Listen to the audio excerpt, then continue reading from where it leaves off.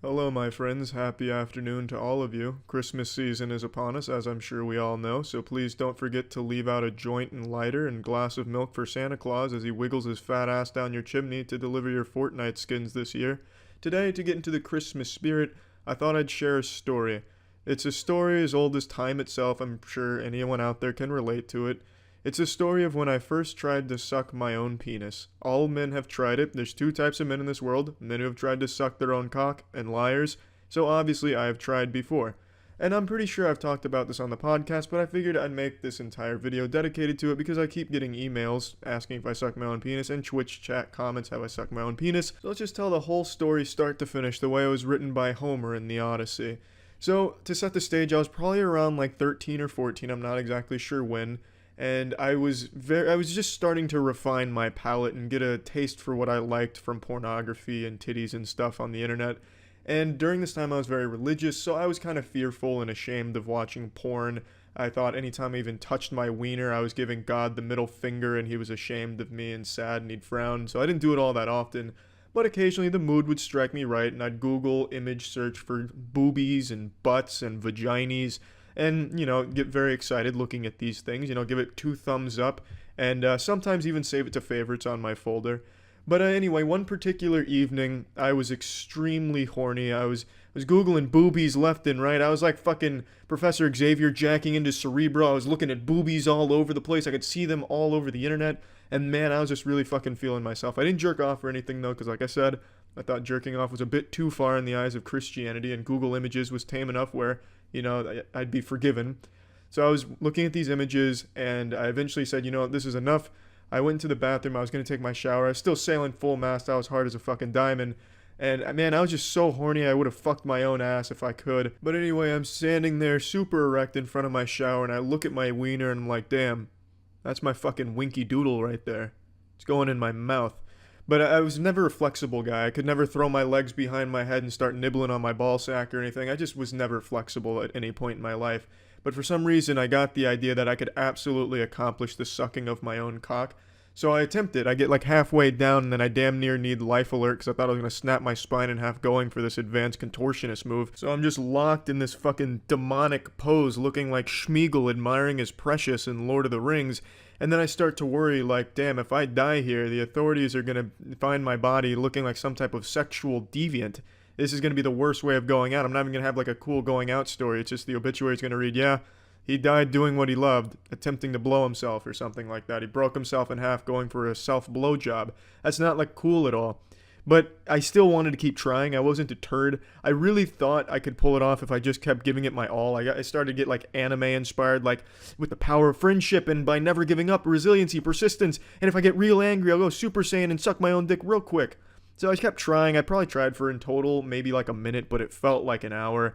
And it just wasn't happening. I knew it wasn't happening. And then I decided it's time to pee, but I never really adjusted myself. I was still looking at my dick as it was looking at me. We're making eye contact. I was staring down the hole of the one-eyed snake there. And I started to, fire on all cylinders to pee. And it's a little harder to pee with an erection. It takes a little bit longer to travel up the urethra. So I had a little bit of time here.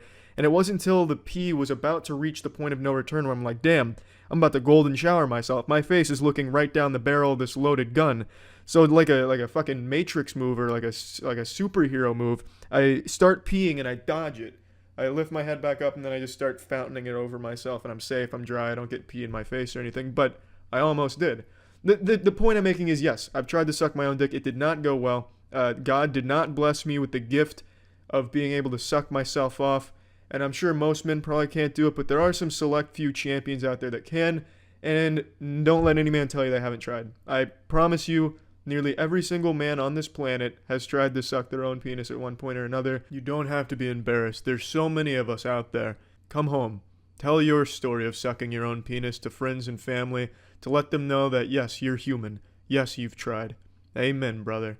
Take it easy, everyone. There's no chef more famous than Gordon Ramsay. He's worshipped as a culinary god, a superhero in the kitchen, the Tony Stark of starch. But I've never been lucky enough to try one of his delectable cuisines, so I'm only going by word of mouth and how revered he is as a chef. I'm assuming with all of the shows that he's had and how much fun I've had watching those shows, he's got to at least know what he's doing to some degree, but I've never actually tried one of his meals. And then he posted a video on YouTube last year, almost a year ago exactly today, that was a recipe for his special grilled cheese sandwich. And this immediately made me discredit everything he's ever done in his life. All his accolades, all that prestige. I think he wiped his ass with it when he posted that video. He posted that fucking grilled cheese video and it showed that even Superman can bleed. Most people, it was met with a negative response and then people just kind of roasting Ramsay for it. I imagine he still is a good chef, but there's one thing he struggles with and it's grilled cheese, clearly. But I didn't want to just judge a book by its cover. I've watched plenty of Darman videos. I know that that's not the way to do things. So I decided I was going to cook this grilled cheese and try it for myself. Cheesies. A Romano with pepperberry and Asiago. I'll tell you what, I've had many a grilled cheese in my life and never once did I think of trying either of these two cheeses in there, and I've never even heard of a Romano with pepperberry. That sounds like some forbidden cheese Ramsay himself whipped up in a laboratory like Frankenstein. I also couldn't find this playful little cheese anywhere at the grocery stores. I'd ask for the fucking quirky Romanos and they'd look at me like I was a lunatic. They'd never even heard of Romano cheese in their goddamn life. They seemed like revolted that I'd even ask, like as if I was asking for propane to put on my sandwich. So I had to settle with the closest thing I could find, which is grated Romano. Slices. So I can take off the rind easily. I mean, so beautiful. And then with the Asiago again, down, and literally... With the precision of a surgeon, I was easily able to cleave through the Asiago and get a nice big strip just like in the video.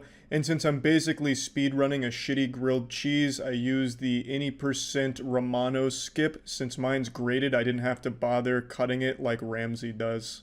The secret behind a great grilled cheese is to make sure the bread is not too thin. The beautiful, locally baked country bread.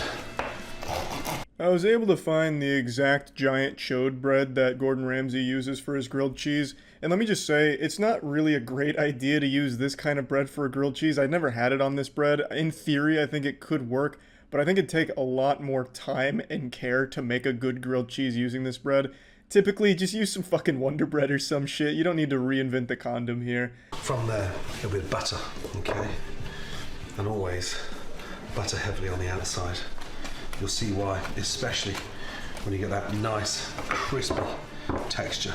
Now, I'm a classically trained chef, so I'm employing a technique called the rubby scrubby with the butter here. Gordon uses just spreadable melted butter, but I took it a step further. I really wanted to make this shine. Also, I didn't have any, like, actual spreadable butter. I just had sticks. So I just really laid it on there. I slathered it there. I even tried to wrap it like a little blanket on the outside of the bread. I made sure it was a good distribution. It's a pretty advanced technique. Maybe even Gordon Ramsay isn't familiar with it, so... Tailor make it in a way that it becomes somewhat almost fitted to the bread. This is where the grated Romano really came to bite me in the ass. I couldn't get that good fit in there, so I just kind of have fucking sawdust of Romano here next to some chunks of Asiago. You know, just the way Mom used to make here. It's kind of hard to follow the recipe to a T because I couldn't find one of the crucial cheeses, but we're gonna make do. The flavors should still be about the same, I would imagine.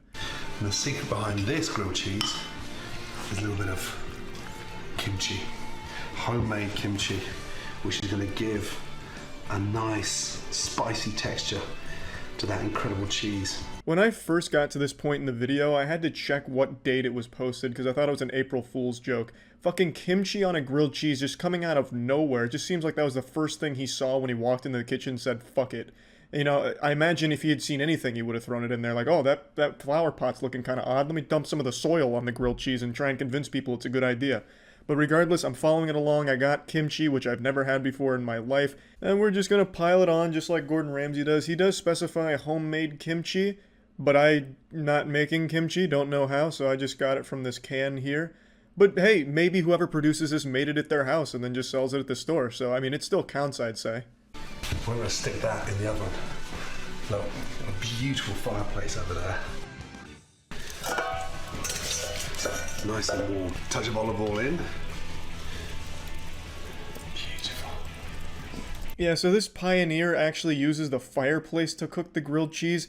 I'm over here like a real idiot sandwich just using 21st century technology with the stovetop. I don't have a fireplace, so I couldn't do this step as he does either. But I have to wonder, why the fuck is he using the fireplace to cook it anyway? I can't imagine that adds much to it. I mean, maybe, like, if some of the wood in the fireplace ends up in the sandwich, maybe that's cool. Like, we like some wood chips in there, that'd be cool. But yeah, I couldn't do it, and I wasn't gonna go out back and start a campfire just to follow along. Turn that over. Push that down. And push down. And that helps to get the cheese nicely melted. Turn that over. And look. Beautiful. The cheese is melted. Yeah, Gordon, the man who calls half the chefs he ever encounters a fucking donkey, somehow burns the grilled cheese. He just burns the bread and doesn't even manage to melt the cheese. If this is how it's done, then everyone's been fucking up. You know, if your cheese melts, you've ruined the grilled cheese by Gordon's standards, it seems. It's really confusing because this is a video. We can all see the cheese is not melted. It's still blocky. It still looks cold. But he's saying that it's melted. I don't know if Gordon thought he was on a podcast or something where we weren't able to actually look at his work so he could just like lie about it. But it's pretty laughable that he's just going against what your eyes are clearly telling you. But anyway, I didn't want to burn mine, so I actually did a better job of cooking this than Gordon does, but everything else is still a disaster. I've made quite a lot of content covering fast food freakouts where entitled, stupid customers have an absolute meltdown and go on a rampage over trivial problems with their order. And they range from like goofy and silly to downright sad and tragic. Like the time a guy shot 2 Subway workers, killing one of them because they put too much mayonnaise on his sandwich. This evil, smooth-brain idiot actually took someone's life because they went a little heavy on a condiment. Jesus Christ. Mayonnaise may not be an instrument, but it was a death sentence for this worker, unfortunately.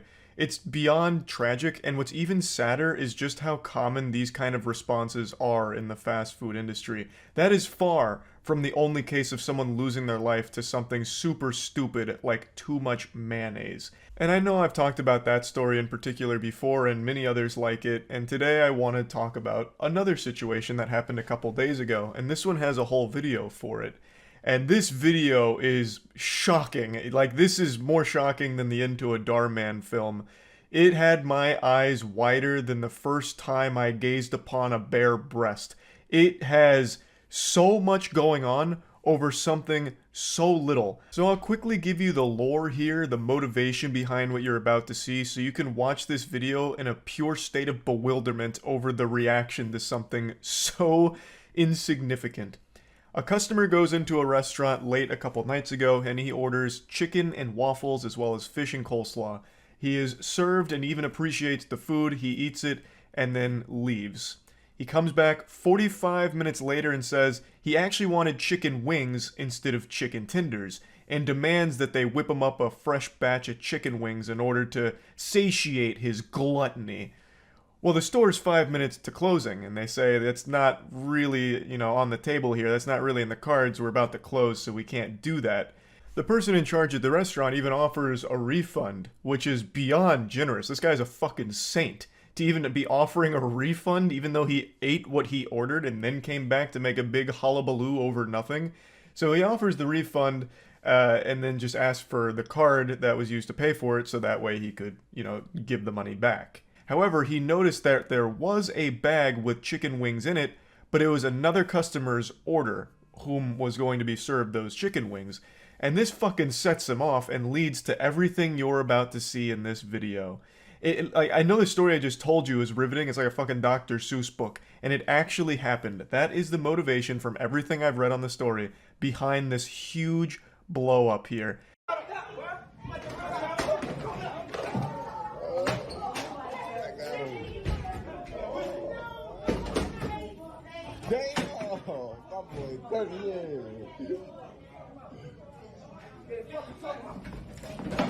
Obviously, we're coming into the action after the first quarter here, so they're already in a bit of a scuffle. So we get to see him like lunging over the counter multiple times, grabbing like the payment processing unit, like fucking ripping it off, and then when he's unsuccessful there and falls off the counter, he runs to the door and rips it off the hinges. This man came in here with stupid strength, so he takes the door, rips it off the hinges almost effortlessly, as if he was like ripping a piece of paper. I imagine it had to just be all of the adrenaline because he's not that big of a guy, so he probably tore like half of his muscles in his arms just pulling that off so easily. Or maybe this is just how he powers up, like Popeye with his spinach. This guy, when he doesn't get his chicken wings, he goes into like fucking Superman mode. He becomes like some kind of invincible fucking Hulk.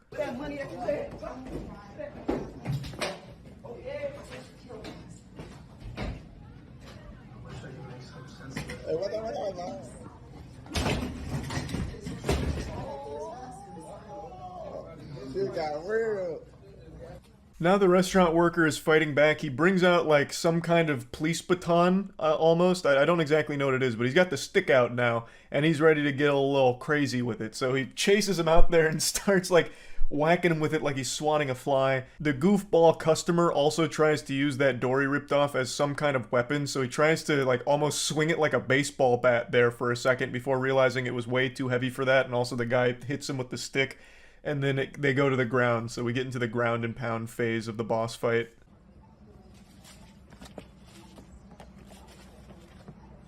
Oh, my style. He didn't know. Oh, he did not do that. Oh. Oh. The restaurant worker won on the ground game, I believe, and then even gets to claim his prize of the douchebag's phone, so he takes it and smashes it. Much to the dismay of the camera guy, he seemed like personally offended that this fucking asshole's phone got smashed. The way he acts makes it sound like he's stunned that such a dishonorable move was pulled during such an honorable fight. He's like, oh my goodness, now you've crossed a line. Everything up until this point was all good manners and by the book, textbook Knight's Honor Code, and then you go and smash his phone. A despicable display of sportsmanship. Like, what the fuck? The dude deserved to have his phone smashed bare minimum, at the very least. Like, that was absolutely par for the course. And that's not where this stops. There's no audio here, so I'll just go ahead and tell you what you're looking at. It is the fucking guy crashing his company tow truck into the building and then scooting away. So he zooms on out of there, peels out. Now, of course, I'm no expert here, but using the company car to commit a crime is probably a pretty fucking dumb idea. Not that he was making good decisions before then either, but that has to be one of the most identifiable things you could possibly be driving in order for people to track you down.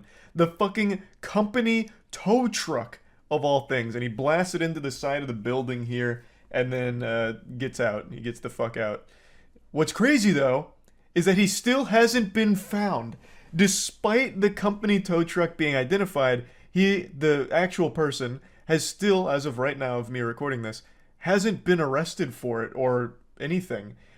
How is that possible? There's a lot of damage to the tow truck itself, and I don't think he owns the business, because if he did, I doubt he'd be using his fucking tow truck as a goddamn missile. Like, whoever owns that business should have probably noticed by now that, wow, this tow truck's pretty fucked up. Well, what happened to it? And then, dots start getting connected, like, holy shit, my employee is that absolute menace that was just on the news for crashing a tow truck into the side of a restaurant. Well, not even the side, into the front door of a restaurant. Like, I don't know how we're at this stage where this guy is still getting away with it 2 days later. The customer ripped the door off its hinges. Grabbing the door, trying to come inside the store with the door. They tussled outside the restaurant before the angry customer ran, but it wasn't over yet. He jumped in his tow truck, then he slashed the whole building with his truck. We're living in a day and age where we can get multiple angles of pretty much anything that happens out in the world, so we get a deeper look at what happens outside of the store here, as well as seeing the entire situation with the tow truck going right into the building. We've got, the Instagram angle from just boots on the ground guy who's there in person filming it on his phone, and then we have the security camera footage in order to give us the other side here, so we can catch every little detail, which is fantastic, very cinematic. And I think the coverage here is very important because it does point out exactly what I just said about the company tow truck, but it sheds more light on exactly how he's evading authorities right now, and it's very surprising. It appears there was a passenger in the truck at the time, and despite the heavy damage to the front end, the angry customer drove away. Now, the truck had a logo on it, a solid lead, right? The towing truck companies, sometimes they lent their trucks to each other. So, he says police told him that doesn't identify the driver. I mean, yeah, it doesn't have the driver's name on the side of the truck or anything. It's not like he had a flag that he was flying that said, "Here's who I am," or anything. But if you do a little, like, investigating, I feel like it should be easy, right? There'd be a paper trail of lending a fucking tow truck to another tow truck company or another person, right? There would absolutely be some kind of documentation on where this tow truck went if it was lent out. At least I would assume. Again, I'm not a fucking expert, but I can't imagine it's that difficult. That is one of the most fucking identifiable things he could have been driving. Like, it really can't be that hard to figure out where this tow truck came from, who lent it, and who did it get lent to. It should be a pretty easy trail to follow, I would guess. But maybe not. Maybe I'm thinking about it too naively. That's very possible as well. But this is just such a fucking wild situation all over chicken wings. Well, and it's not like he didn't get served food either. Like, it's not even that he's hangry, right? It's not even like it's not you when you're hungry type situation. The dude ate a full meal, chicken tenders, waffles, fish, and coleslaw, but then wanted wings instead. So he already had a full tummy, his belly was stuffed, but he just wanted some more, and they were like, "Hey man, it's about to close, how about no?" And that's what set all this shit off. Fucking wildness. And what's even wilder is not too long ago we had another situation where a woman crashed her car into a Popeyes because they were missing the biscuits from her order. So she threw her life away over some missing biscuits. There's no video footage of this one that exists. However, in my head, I picture it like Gears of War 3 when Dom crashes his vehicle into like the explosive shit that destroys some of the locusts. Like, she just leans her head back, like as she's about to crash into the restaurant, and she just thinks to herself, "This is worth it. The biscuits are worth it." As it all just fucking explodes in front of her here at the fucking Popeyes where she's crashing her car into because of the biscuits being absent. Point is, fast food work is dangerous. All types of unhinged lunatics enter these establishments and go berserk. And this is just another case of that happening, and this one just happened to have video footage around it, so I wanted to talk about it a bit. That's really about it. I'm wishing the best for the restaurant workers as well as just the entire establishment. Hopefully it can get back to 100% soon, and whoever was responsible for it gets held accountable. That's about it. For almost a decade now, I've said multiple times how the worst content on YouTube comes from YouTube pranksters. There is nothing more deplorable, heinous, or dog shit than a YouTuber doing pranks. Watching a prank video is more painful than walking in on your significant other cheating on you. There's only two unforgivable sins in the Lord's eyes, and one of them is watching pranksters, and the second one is not liking anime. It's just so fucking gross. This shit is so bad. It, like, really fucking terrible. And the douchebags behind the prank channels are some of the most insufferable assholes the internet has to offer. The man who goatseed himself is probably a more likable content creator than the entirety of the YouTube pranksters combined. His asshole has more personality than all of the androids behind these garbage prank videos. It's truly abhorrent stuff. And you know what I'm talking about, the walking around in public and pissing on people's shoes and then saying, "It's just a prank, bro, so they can't get mad at me. And if they get mad, they're the bad guy. I'm the victim here. I told him it was a prank. I don't know why he's upset. I just spit in his face." That kind of douchebag. Or swapping grandma's medicine out with ketamine, gone sexual. The worst people on the internet are the ones that are pulling pranks. Now, of course, they're all fake, but not every child knows that. And today, I'm going to tell you the story about a kid named Timothy Welks. Timothy Welks was a 20-year-old kid in Tennessee who grew up watching YouTube pranksters and aspired to be one himself. But he was never in on the joke. He never believed Santa Claus was fake. He thought the pranks he was seeing was real. And he had a plan to become a YouTube sensation prankster. His plan was to charge a family with butcher knives wearing a mask, and when he pulled this prank off 2 days ago, he was fatally shot and killed. What's especially wild about this story is this kind of prank, the robbery prank, isn't some unknown, taboo, uncharted territory kind of thing. He wasn't like Christopher Columbus discovering a new type of prank. This man was doing a very common prank. The robbery prank is one of the most common ones these insufferable assholes on YouTube will do, where they stage a robbery as a prank. They'll charge people with weapons like a fucking chainsaw or sometimes unloaded weapons or blades and shit while they're dressed as like Scary Steve from Minecraft and be like, give me your wallet and all your condoms, shit like this, and like shake them down for it. And then they'll be like, oh, it's just a prank, bro, you're not actually getting robbed. And like, oh, you jokesters, oh, you rapscallions. And that's the whole video. It's absolutely fucking terrible. But the people they prank are obviously in on it. It's all staged. Timothy Wilkes and other people like him don't know that. So Timothy chose someone that wasn't in on it, and he charged them with butcher knives as he was dressed up like he was from fucking Comic-Con, and he was shot and killed. And I don't know if this is real, but there is a source that was released by one of the publications that said it was the audio from the incident, and since this was filmed for a prank, there is clearly film of it that exists, but that hasn't been released. But I did hear audio, and his last words after the gunshots were, "It's just a prank, bro," as he was dying and crying. I don't know if that's real, but there is no doubt in my mind when this did happen, he absolutely shouted, "It's just a prank, bro." And those were most likely some of his last words. That is some of the saddest shit. You couldn't write a more poetically pitiful conclusion. To have been misled by these awful people on the internet to such a degree that you end up giving your life for the sake of a fucking prank.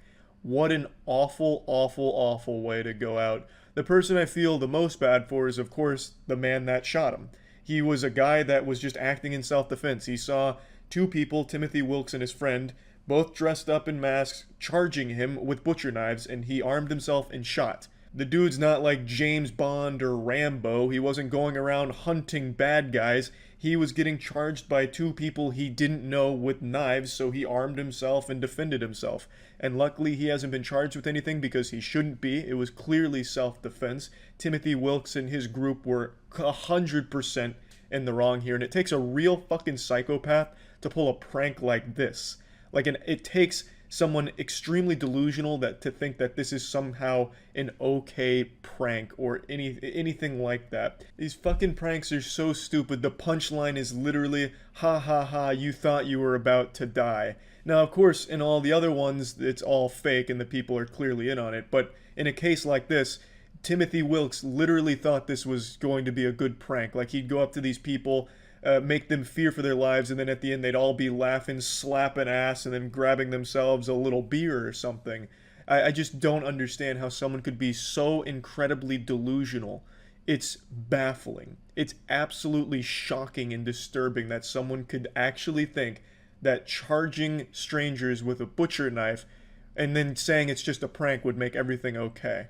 It's fucking wild. But yeah, I wanted to just talk about this story a little bit because for years now I've mentioned how these insufferable asshole YouTubers that command their audience of 11-year-olds literally brainwash them into thinking horrible things are okay or normal, and that a lot of these kids don't recognize that the shit they do is fake, and that's bad and dangerous. And this is exactly what I was talking about. Timothy Wilkes isn't the only kid that believes the pranks he sees on YouTube are real. I'm sure there's others, but none of the other ones are crazy enough to charge people with knives and wearing masks like it's the fucking purge.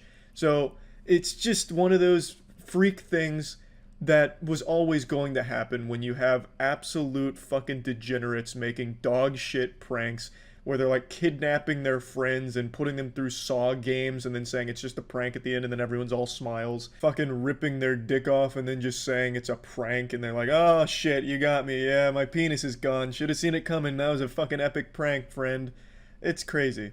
Fucking crazy. Horrible situation here, and I feel horrible for the guy that ended up killing Timothy in self-defense. That's gotta be a traumatic experience for him, and well, it's just a situation that should have never happened in the first place. Terrible. That's it. When you think of an apology video, you probably picture some stinky, goofy YouTuber petting their dog and fake crying, just trying to appear remorseful. And it's always just embarrassing, looking like some shit out of South Park where they're like tweaking on their nipples and saying, I'm sorry. Because for a long time, YouTubers have had a monopoly on shitty apology videos. until today. Travis Scott, the famous rapper most known for his McDonald's meal, the Travis Scott Burger, has proven himself to be an innovator not only in avoidable concert-related deaths, but also in shitty apology videos. He posted his own bad apology video on Instagram today, and I thought it's only fair that we look at it. Now, I'm sure you already know, but Travis Scott was addressing the tragedy that happened at his concert Astroworld the night before, where 8 people died and 300 others were injured. This was due to a lot of factors, but the main one being crowd crush. Crowd crush is when a huge crowd of people occupies a small space and everyone gets too close together and inadvertently starts pushing on each other, which suffocates people in the middle. They die from asphyxiation.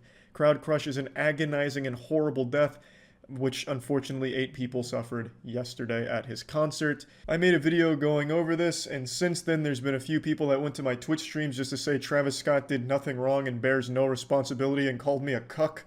And I swear to God, if I have to read one of those brainlet takes one more time, I'm gonna go sicko mode. I will say again, while Travis Scott wasn't responsible for the conditions that caused the horrible crowd management and the crowd crushing, he had ample opportunity to pause the concert or stop the show altogether. People were saying Travis Scott didn't know what was going on, so had no reason to stop the concert. So I guess they just think Travis Scott is the dumbest man on the planet who performs with his eyes closed. I don't know. Because if you just look at the pictures taken from the stage or some of the video from the stage, you can literally just see an ambulance going across the crowd, because there's ambulances at all times throughout the concert because people were dropping over unconscious, literally dropping like flies. You were statistically more likely to die at the Travis Scott concert than you were shark attack, lightning strike, fucking driving in a destruction derby. Like, it was a lot of people falling unconscious and an ambulance pretty much at all times in the crowd. And the crowd, of course, dancing on top of the ambulance, all of which was visible from the stage. And also the crowd was begging the organizers as well as screaming at Travis to stop the concert. But even still, let's assume all of that. Travis didn't see the ambulance. He didn't see or hear anyone begging him to stop the concert. There is a clip that I mentioned in my video where Travis Scott literally tells security to get one of the unconscious bodies out of there. He noticed that one of the guys was fallen unconscious or something. He asked security to get him out. Security is crowd surfing the guy's body out of the venue as Travis Scott is watching and singing at the body, literally giving it a walk-off song. Travis Scott knew people were falling unconscious, as evident from that one clip alone, and he still chose not to pause, take a break, or stop the concert. He bears a lot of responsibility, and Travis Scott has stopped concerts before for much less. There's a very popular clip that's now floating around where Travis Scott crowd surfed and got his shoes taken, and he stopped the concert on the spot to spit on the guy that took his shoes and tell the crowd to beat his ass. So Travis Scott has stopped concerts for his shoes, but doesn't stop it for the loss of life. So he values shoes more than people's lives, I guess, more than his fans' lives. That's the impression I get. Travis Scott bears responsibility, accept it, stop defending him, stop huffing that copium. Now, with that being said, let's check out his apology video. I just want to send out prayers to the ones that was lost last night. We're actually working right now to identify the families so we can help assist them through this tough time. You know, my fans really mean the world to me, and I always just really want to leave them with a positive experience. Man, you can tell this clip is serious because he put the black and white filter on it. Fuck. You can tell it's really getting to him. This whole apology video looks like he was just woken up out of a deep slumber and forced to make this by, like, his lawyer or something. Like, hey, get the fuck out of bed, we need you to make an apology video. And he's like, still sleepy. He's like, oh, fuck, okay. Hey, guys, sorry. And then he's like rubbing his face really hard, hoping to get 1 or 2 tears to come out, but they just won't fall. He can't get the tears flowing. It seems more like he's annoyed than sad. Like, this is how I react when my dog takes a shit on the carpet. It's like, ugh, fuck, it's on the carpet, which means I'm gonna need to use, like, nature's miracle or something to get it off, and it's gonna be a big mess. Oh, Jesus. And anytime I can make out, you know, anything that's going on, I stop the show and, help them get the help they need, Yeah, but you didn't. You did identify someone who was unconscious. You identified someone's lifeless body and told security to get out of there. And then you started singing to the body. and then continued on the show. Like you immediately just went into a song. So I mean, you did identify it, and I mean, I guess you got them the help they needed, getting them crowd surfed out of there. But you didn't stop the show even after finding that. You still continued. I could just never imagine the severity of the situation. We've been working closely. We've been working closely with everyone to just try to get to the bottom of this. The city of Houston, HPD, fire department. You know, everyone to, you know, help us figure this out. So if you have any information, you know, please just contact your local authorities. Yeah, every single person involved in Astro World here needs to be held accountable. The second people started breaking through security checkpoints and climbing fences to flood the venue, they should have taken precautions to pause the concert, delay it, or something, because they were not equipped to handle that capacity, and this is the natural result of that. It's a true fucking tragedy, and everybody, Travis Scott included, needs to be held accountable for what happened here. Now, I did read reports that there was someone who injected a security guard with a needle, which caused the security guard to pass out. I don't know if there was some kind of, like, fucking supervillain there injecting people with something, but even if that was the case and not everything was related to crowd crush, there was still plenty of people recognizing all of these unconscious bodies and should have stopped the concert. If anything, that would be more reason to stop the concert, and they still chose not to, which is an even higher level of negligence. Everybody continue to just keep your prayers. I mean, I'm honestly just devastated, and I could never imagine anything like this just happening. And I'm gonna do everything I can to keep you guys updated and just keep you guys informed on what's going on. Love you all. As is standard practice for apology videos, there isn't an apology. There's no I'm sorry. It's crazy. Every single fucking apology video ever, for some reason, lacks the most basic apology. A simple I'm sorry. Nothing. None of that present here. And I just wanted to go over it. It's not like a very informative video or anything like interesting, but it just shows how disconnected celebrities are, that this seemed like a good idea to him. At no point do I get the impression he truly cares about what happened. It seems more like he's worried about potential lawsuits that he's going to face. And not potential, the inevitable lawsuits that he and his team will face. It seems like something that he was forced to make, as is pretty clear by how uninterested he looks in the video. And it's so baffling. Why even bother at this point? He made a Twitter statement. Why did he even bother making this when he clearly doesn't seem to care that much? He doesn't even take responsibility at all. So, I mean, I just wanted to at least show this since he did post this apology video on Instagram. And yeah, that's about it. So yeah, today as I was perusing the popular tweets on Twitter, reading the inspirational platitudes from celebrities we all love, he's giving us such powerful statements like, bullying isn't cool, being nice is cool. I never used to be this incredibly rich, wealthy, and successful. I used to be not this super rich, wealthy, and successful. But then one day I said, I want to be rich, wealthy, and successful, so I went out and did it. What's your excuse, nerd? Stay lit. Bless 100. If someone pours milk into your cup, don't fuck with them because they're a mean person. They didn't even ask if you were lactose intolerant. Only care about nice people. Stay nice, don't be mean.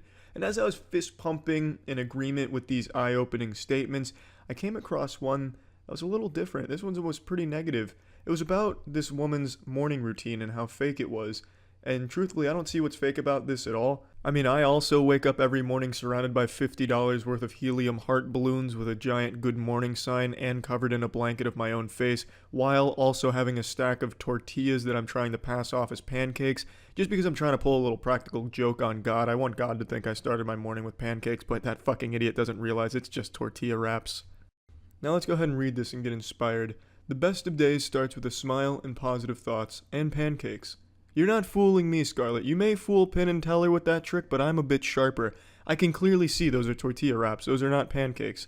I don't understand why she's using a stunt double for pancakes here. They're really not that hard to come by. Maybe she was just very lazy, or she just doesn't like pancakes in general, but still, a stack of tortilla wraps, not fooling me. And strawberries. Can confirm those are real strawberries. Well, I can't confirm they're real. They might be plastic, but They at least represent actual strawberries. It's not a stand-in. And bottomless tea.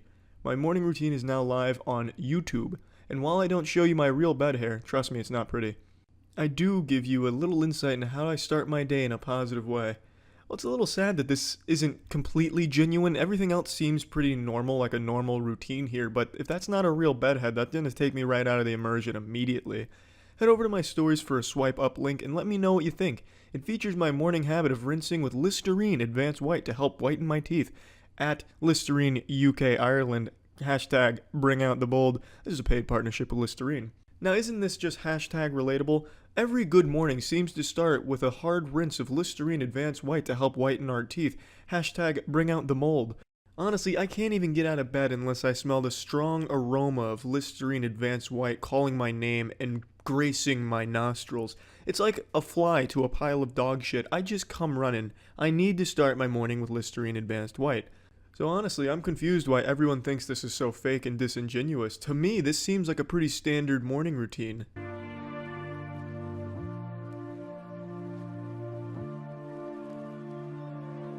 My room looks exactly... Sorry, I'm allergic to shitty set design. My room looks the exact same way. I've got balloons and good morning signs. I buy new roses every day to give myself in the morning, and I have a picture of eyes looking down on me while I sleep. It makes me feel safe. Good morning and welcome to my updated summer morning routine. I know you guys loved my last one and I've since changed things around a little, including my room. The first thing I do when I wake up is make my bed. No, you don't, Scarlett. Nobody does. You could create an android whose sole purpose was making the bed every morning and it would slack on it. It would take days off. Nobody makes the bed immediately after waking up every single morning.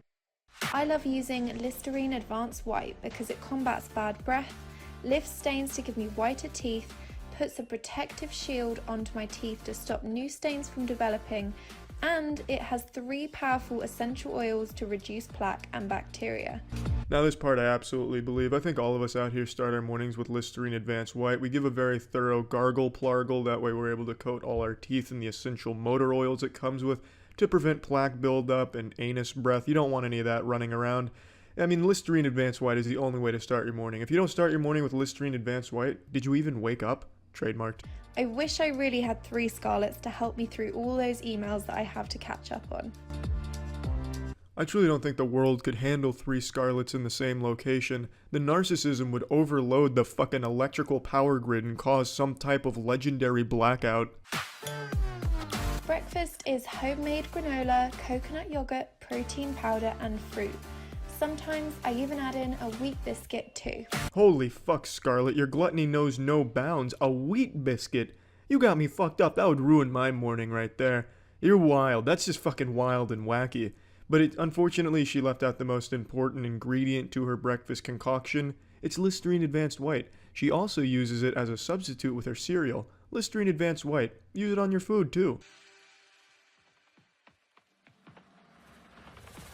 My teeth are so much brighter since using Listerine Advanced White, so I'll take any excuse to smile. Well, slap my fucking barber and color me pink. I'm gonna go out on a limb here and say that's not a genuine smile right there. She's just kind of putting that one on for the camera. There's really not a whole lot of passion behind that smile. But look at those pearly whites. You can only achieve it with Listerine Advanced White. I'll take any excuse to see teeth whitened by Listerine Advanced White. Fuck the morning routine. This is the Listerine Advanced White routine. Next up is a quick scroll through my Instagram feed.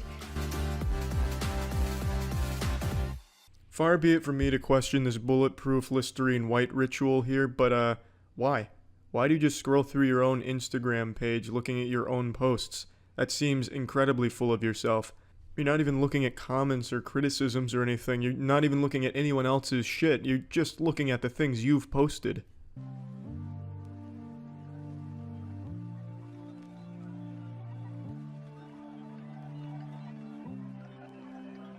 It's time to start the day.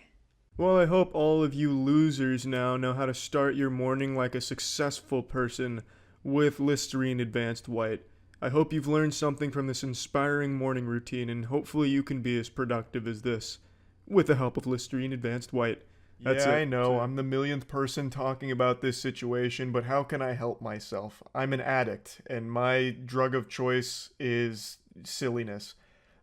Goofy stories are the spaghetti, and I'm the meatball. I can't resist. So, many of you have probably already seen the biggest YouTube live streamer, iShowSpeed, just had a bit of a whoops-a-daisy moment on stream. He was playing Five Nights at Freddy's and Chica jump-scared him, and his penis fell out of his shorts. Now you might be asking yourself, how is this possible? What kind of paranormal activity took place here? Did Chica crawl out of the screen and pull his dick out for him on camera? Like, how did this go wrong? What a weird response to fear, to expose yourself after you get frightened. I know Five Nights at Freddy's fandom can get a little wild, but I mean, this is next level. So what exactly happened? Well, iShowSpeed was playing a Five Nights at Freddy's game, and Chica gave him a spook, said boo! And in response to the jump scare, Speed stood up, saying that he wanted to fuck Chica, and he was thrusting at the camera. One thing led to another, and then bang, penis. So, as you can imagine, this was a pretty embarrassing moment that, of course, blew up online. More like I show meat, am I right? This situation could lead to an extended vacation from YouTube streaming because nudity is against their rules, but there's a chance that they don't enforce it super strict here since it was an accident. They have been somewhat loosey-goosey on these rules in the past. Like, even just a month ago, there was a channel that blew up thanks to a viral video they made of a guy naring his butthole. Just full asshole on display, no censorship, nothing like that. It's just his brown balloon knot getting nared. And it was totally fine, still on the platform. And that's thanks to their educational content override policy where you can have things like a chocolate starfish getting de-haired without censorship, and it's okay because there's educational context around it. Though in this case, with the iShowSpeed cock situation, I don't exactly know what argument you'd make for it being educational unless it's like this is educational because it demonstrates how not to react to a jump scare, I guess. I don't know. But since it's accidental, they might have some flexibility on not like banning him for it outright. We're gonna have to wait and see what happens with it, but I don't think this is going to end up with like the termination of his account or anything. But he may get some kind of community guideline strike which would prevent him from streaming for a certain period of time. And to think this whole situation could have been avoided if he just wore underwear. This isn't a segue into an ad or anything like that. I was just thinking to myself, when was the last time I wore pants without underwear? And it's been so long. I'm 29 years old now, so I've started to get those old man nuts that hang real low and just bounce around chaotically. So if they're not supported by underpants, those bastards will just be swinging around like they're playing a game of tetherball with each other. My testicles will just be going hog wild down there, and it doesn't feel great. So I couldn't even imagine myself like jumping around and being active without undergarments on. I would injure myself very quickly. Now, of course, when it comes to on-stream wiener moments, the great dark side Phil always comes up because DSP has one of the most iconic stream clips of all time where he didn't realize he was live and then started masturbating. But you couldn't see any shaft or anything. The schlong was still left to the imagination. He did finish. He tilts his head back in ecstasy as he finishes, but you never saw anything. In this case, he actually does just have his entire cock out on screen for a moment. He flashed the entire screen. So it's definitely more extreme than the Dark Side Phil event. And the whole thing has obviously led to a lot of discussion around like what's going to happen next, because clearly this is a violation of rules, but it also appears like it was an accident. So how harsh is the punishment going to be? And I guess we're just going to have to wait and see there. It does seem accidental. I think he wanted to have like an over-the-top overreaction to jump scares that a lot of streamers and YouTubers do, and he just went too far with it, leading to just this disastrous wardrobe malfunction moment. Now, a lot of people have also started saying that, maybe this was a calculated plan and he's about to announce his signing with Kick now that he can't stream on YouTube, assuming he does get a strike for this. And I have to say, that's a pretty interesting theory, Because I don't think this was a premeditated scheme. He didn't pull his cock out and start dangling it in front of the webcam like he was giving a puppet show or anything like that. It does seem like it was unintentional, the result of overreacting to a jump scare.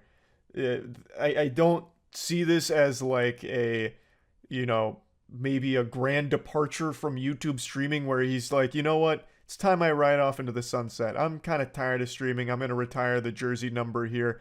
We're done. But I want to go out with a triumphant bang, an exit no one will see coming. Like, I don't think he came in here to try and subvert viewers' expectations like it was Game of Thrones Season 8 here with a fucking penis jump scare. Like, I don't think this was a plan. If it was, this could lead to, like, huge trouble for him, actually, I would imagine.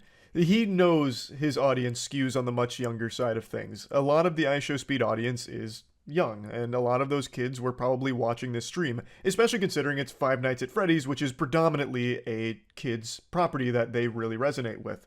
So I don't think the idea would have crossed his mind like good content would be exposing myself in front of all of these viewers, many of which are minors. Like, I highly doubt that was a thought that crossed his mind. Now, of course, the fact that it still happened is awful, but I just really don't think it was a plan. Of course, the overreaction to the jump scare is a plan. Like, that was definitely something he decided he was going to do with, like, going crazy about the jump scare. But everything that happened after that, I don't think was some kind of calculated plot.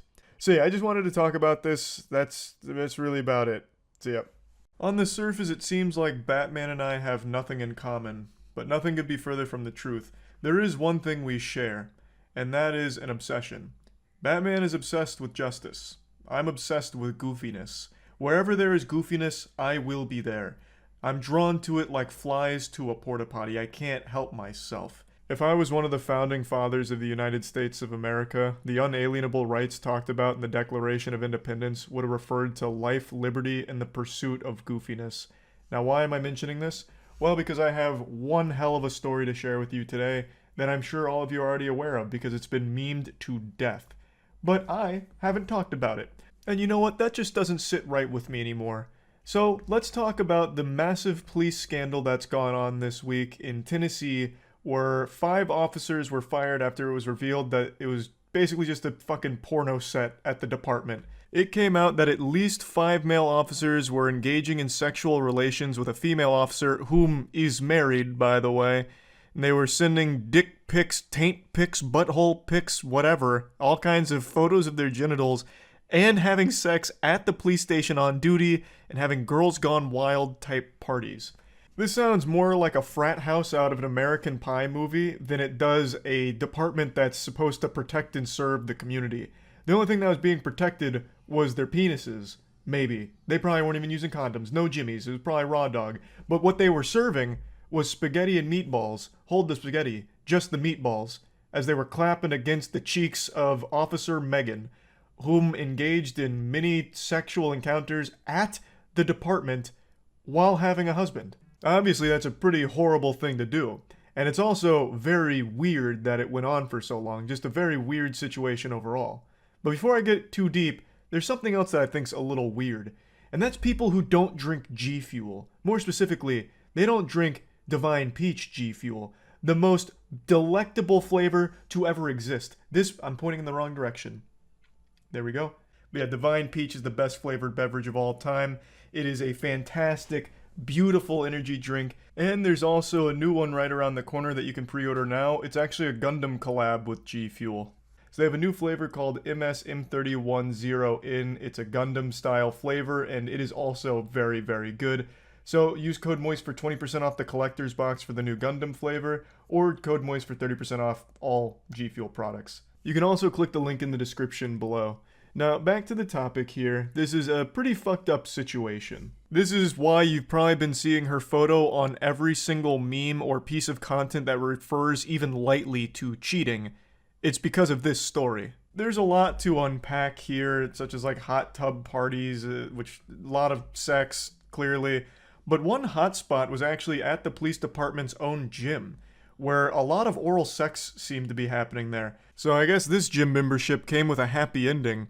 It sounds like more dick was getting sucked at this gym than at the casting couch. Now, like most people with a soul, when I read this story, my heart broke for the husband in this situation because not only has he been getting cheated on for such a long time, he got cheated on to such a ridiculous degree that it cost his wife her job, which is obviously a big blow to the household income. But buckle your seatbelts because this is where the ride gets a little bumpy and very interesting. After all this news broke and the husband found out, he made a statement saying that he supports his wife and will stand by her as they work through this problem in their marriage. I'm not here to opine on that. Whatever makes you happiest, I suppose, but goddamn, fucking jinkies. Zoinks, Scoob.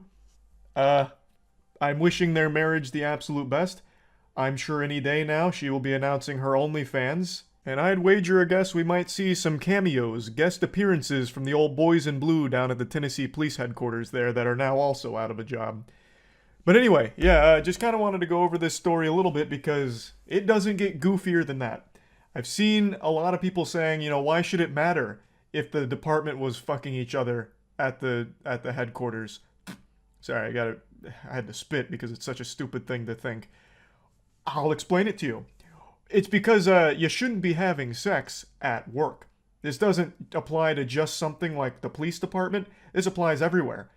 If I found out my local subway workers were mashing pissers in the back, you know, getting the sloppy salami on the clock, I probably would stop going to that subway. I wouldn't really want to go to that spot anymore.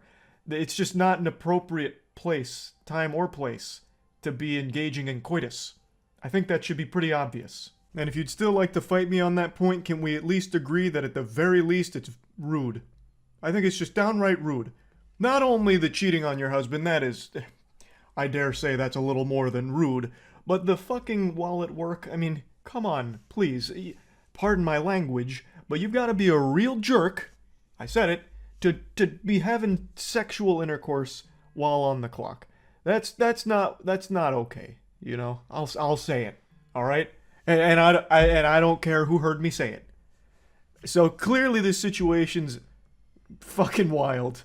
I'm also just straight up stunned and blown away by how quickly the officers were let go. Usually when there's any kind of scandal or controversy with police officers, they get a paid vacation for like 6 fucking months and then quietly come back. But in this case, since they fucking soiled the sacred ground of the police headquarters with DNA, fucking cum all over the place. They had more DNA in the department's gym than they had in their evidence lockers, I imagine, with all the oral sex going on there. I guess that was a line that was too far. So they cut them off quick. No paid vacations here. Though I do think a couple other officers were suspended. So there was a lot here. They cleaned house with this scandal. They've got a lot of vacancies now. I think they have 11 vacancies after all of this. So this became this like wild web. Kind of like that SpongeBob episode where he keeps like peeling down wallpaper and there's more dirty diapers behind it and it just keeps going. That's what's happened here in this situation, but with sexual relations while at work that they just kept discovering more and more of. But yeah, anyway, just wanted to talk about this a little bit. That's about it. See ya. I've got a wild and wacky ride to take you on today, class. So hop in my magic school bus and kiss me on the lips. I'm Miss Frizzle, baby, and I hope you're ready to buckle your seatbelts, because we're coming in hot. This is the story of how a Twitch streamer and GTA RPer named SavX faked his own death in order to distance himself from the GTA RP community. So, SavX was a GTA RP streamer on the NoPixel server. It's the server that I often frequented for my RPing. NoPixel, I love the community, absolutely fucking fantastic content, and SavX was a well-respected member of it. He built up a sizable audience on Twitch and had himself his own big community. I believe at the time of his faked death Chris Angel stunt, he had right around 1,500 subs on Twitch, which he just fucking wiped his ass with this. Just threw it all away for this fake death thing, which is like right out of Hey Arnold with that Dino Spumoni character who faked his own death to increase record sales, except this is 10 times as stupid. Fucking Dino Spudummy. I don't know what... okay, I'm getting a little sidetracked already because it's getting me a little heated. Sav played the Johnny Castle character on the server, and was eventually banned for cheating because he was aimbotting in GTA. I don't know how much more sad you can be to fucking aimbot in an RP server in GTA. But they fucking busted him, they threw him in the slammer, and they permabanned him. Now, just real quick, permabans don't usually mean like forever, you can never come back, because they do believe in second chances in most cases. So he was banned for the cheating, but I'm sure he could have come back to the community at some point if he wanted to. A couple friends of his decided to check in a couple months later, and they posted these messages. There was also this twitlonger posted by somebody else in the community that was close to Sav, which confirmed that Sav had passed away. The news of Sav's passing was extremely sad, and the NoPixel community really felt the loss. There's this tribute video that was made to Sav. His fans were absolutely inconsolable, really mourning his death. His close friends in the server were mourning his death. They had an in-game memorial for Sav in order to honor his memory, and overall people were just really feeling the sadness over Sav's passing. There's also this memorial stone in the game that has the name of players who have passed away in order to immortalize them in the world and the community and honor their memory, and you can see Sav X is on there. So you can imagine lying about something like this and causing this kind of emotional ripple effect would make you the most extreme piece of shit possible. Like a piece of shit that took a shit, then got puked on and hit by a garbage truck. That would be the piece of shit you'd be to lie about something like this, right? That's exactly what Sav is. He is that putrid pile of dog shit, because he lied about all of it, and the server owner, Coil, started to have his suspicions and piece things together and eventually confirmed beyond a shadow of a doubt that Sav X is alive and completely lied about the entire thing. So I'm going to take you through some of the clips where Coil starts going over things that don't make sense until he ultimately reaches the conclusion where he hires a professional to confirm it. I don't know if you guys know who who's this Twitter is. Okay, it's Sav's. All right. Joined January 2021. Okay, so I don't know if you guys knew the date of when he had passed, but this is after he'd passed away.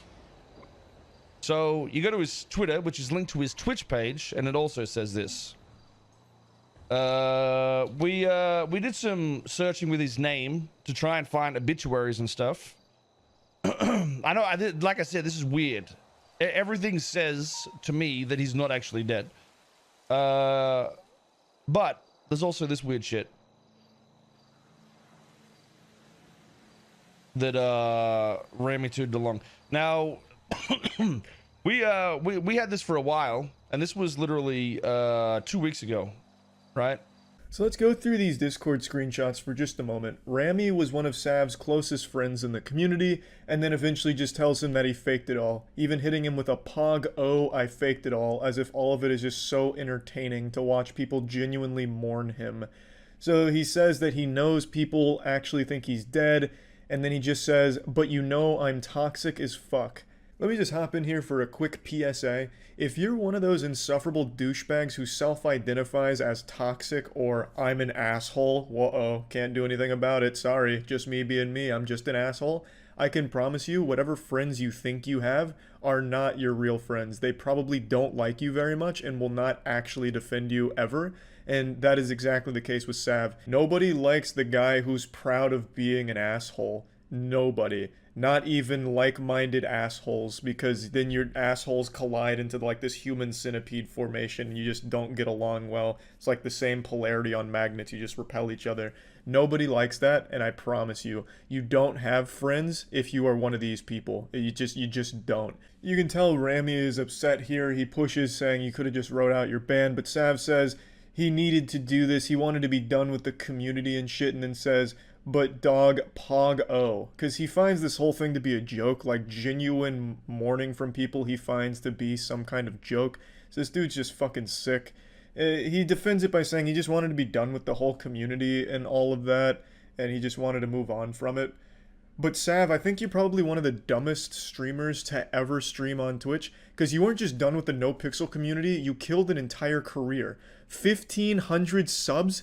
That's more money than most people working real jobs will ever see in a month. 1,500 subs a month not even counting donations, that puts you in the $3,000 to $6,000 range a month. And you fucking put it in your butthole to kegel it as a regret for the rest of your life because you got upset at the no pixel community for banning you. And you had a little fucking temper tantrum and cried a little bit and you wanted your revenge. Oh, I'm gonna fake my own death to make them all feel bad for banning me. Yeah, they'll miss me now. And you just threw away an entire career. Even getting banned, you could have just transitioned to another game. And like Rami said, just ride out your ban. Because permabans aren't forever. You can come back from them. Fucking XQC's been permabanned like 30 times. And I'm sure he'll be back again soon.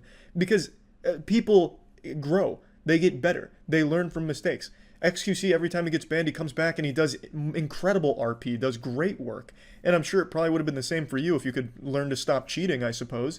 But to do this is so fucking psychopathic and just downright stupid. I can't believe it. You threw away a career for nothing. Like, you have streaming GTA RP. That's like a dream job for 99% of the world, and you threw it away because you got upset that you were banned. So stupid. Now, I would like to address what some people will likely speculate, that maybe he was hacked and he actually did pass away. Maybe his Discord, his Twitter, and his Twitch were all hacked at the same time, and they sent that message to Rami. I think the likelihood of that is extremely small, and especially considering that Coil himself put the whole thing to rest with a complete conclusion, hiring a professional to find him in the real world and confirm that he is truly alive. We got someone to investigate some shit, like hired a guy or people, and it's 100% confirmed that he's alive, by the way. There's literally zero doubt. Actual evidence, okay? So we got all this information, but obviously I can't release it because that's pretty much doxing. But we know everything about him, like names, addresses, and all that shit. And, So that's where this story is at so far. I trust Coil when he says that he confirmed it. This guy is an extremely thorough man. He does everything to the best possible ability that can be done to. So if Coil says that there is no doubt whatsoever that Sav faked the whole thing, then I truly do believe that. And that is so sad that someone could be so pathetic to fake their own death because they were upset about a ban in a game. How dumb can you fucking be? It's crazy. But yeah, so this was quite a wild ride. I was following this story as it developed, and from only a week ago he was only speculating based off of these weird things with the Twitter account and all of that, to now being completely confirmed. Crazy. Absolutely crazy. That's about it though. See ya. People are more gullible now than they ever have been in the history of this species. That is just a fact. People are throwing away any level of thinking and rationality just to believe in the most outlandish garbage imaginable and just falling victim to every scam you could ever possibly drum up. 3 days ago, the stupid man's genius, Terrence Howard, went on Joe Rogan's podcast, and Joe Rogan only piped up for 13 minutes out of this 3-hour Arkham Asylum debriefing. That's 13 minutes worth of speaking from Rogan here. The rest was Terrence Howard brainwashing idiots into thinking that he's some kind of enlightened genius. For almost a decade now, Terrence Howard has gone on this international mission to convince the world that teriology is the future. That's what he calls his logic language. Teriology. Let that just marinate in your noodles up here for a second. You're believing in a guy who's fucking preaching about teriology. So, there already exists so many people that have broken down everything Terrence Howard is wrong about in the teriology logic language system. I'm just going to focus on his biggest one. 1 times 1 equals 2.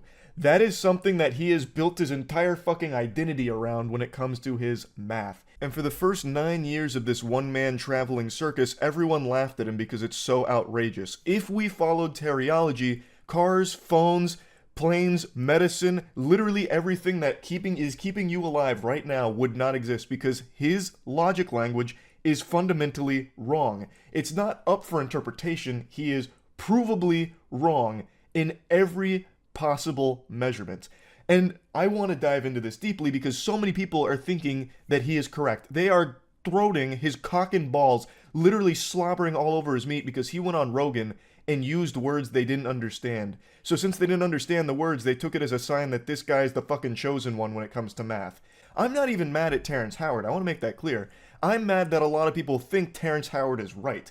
I'm more mad at the gullibility of people to just take this at face value without doing any level of thinking for themselves. It's so easy now for people to just throw away their own thoughts and just let people tell them what they should believe in. They're like, yep, that sounds right. I want to believe in that, so I will. It's so fucking frustrating because that sets us so far back. Now, before I even dive deep into this rabbit hole, I want to tackle his biggest one that he has always put on the boxing gloves and fought for the honor of, which is 1 times 1 equaling 2. He even made his own YouTube video here explaining how 1 times 1 equals 2, and admittedly, if you set aside everything that he's wrong about, he's still fucking wrong. He doesn't even come close to accidentally tickling something correct. He is fishing around in the dark looking for a urinal to piss on, but he keeps pissing on the floor because he can't find it. He doesn't decide to just turn the lights on. He wants to live in this absolute, void of logic. I am going to demonstrate why 1 times 1 can never equal 2. A 3rd grader could do this, and I'm going to break it down in a way that no matter how stupid you are, and no matter how much you want to believe in this concept, it can't work. In no dimension in the multiverse could this ever be a real possibility. So when you're saying times, when you're using multiplication here, you're talking about the groups of something. So one group of 1 is 1, but let's get more physical with it. And I'm going to do it using a physical object here. We're going to get real, kinetic with it. And I'm going to use the GamerSupps Moist Waifu Cup. So this is me on the cup, big titty anime girl. It's available at gamersupps.gg. I'll put a link to it in the description. It's available for the next 2 weeks. This just seemed like a natural segue into mentioning that while I demonstrate this. Now let's put this concept into practice in a real-world scenario. You catch me at the grocery store, you say, "Pardon me, Charles, looking extraordinarily breedable as ever today. I have this box of moist GamerSupps waifu cups. Come take a peek." And I march on over and I say, "By Jove, look at that. There is a single moist waifu shaker cup in that box. There is one box with one moist GamerSupps cup in it. One box with one cup. I pick that up. I would have one shaker cup. 1 times 1 equals 1. That's just how it works. There's not any scenario where all of a sudden this waifu shaker cup is going to start budding like it's fucking SpongeBob and I'll end up with 2 somehow. That's not how it works. I have one box that has one cup in it. You come up to me again, this time it's at a Sam Ash music store, I'm fucking blowing away at a trumpet. You say, "Charles, check out these moist GamerSupps waifu shaker cups I have in these boxes." I say, "Oh, how many cups are per box?" You say, "There's 2 waifu shaker cups in these boxes," and I have 2 boxes. 2 boxes of 2 waifu shaker cups, that's 4 total waifu shaker cups. 2 times 2. It's like, this shouldn't be a hard thing for people to grasp. These aren't hard to understand, but when you have someone like Terrence Howard preaching just completely incorrect things, it's able to mislead people who want to believe in something different, that want to have this big paradigm shift in mathematics, which I don't really get. Why do you want mathematics to change? The only reason you're alive right now is because of that. You would have likely already been mauled by a bear, died from an infection, died from dysentery, wouldn't have made it past the Oregon Trail, like way before you even made it to whatever your current age is, if we didn't have math. We wouldn't be where we are today. You wouldn't be watching this. You would likely be out there hunting and gathering and probably dying in the process.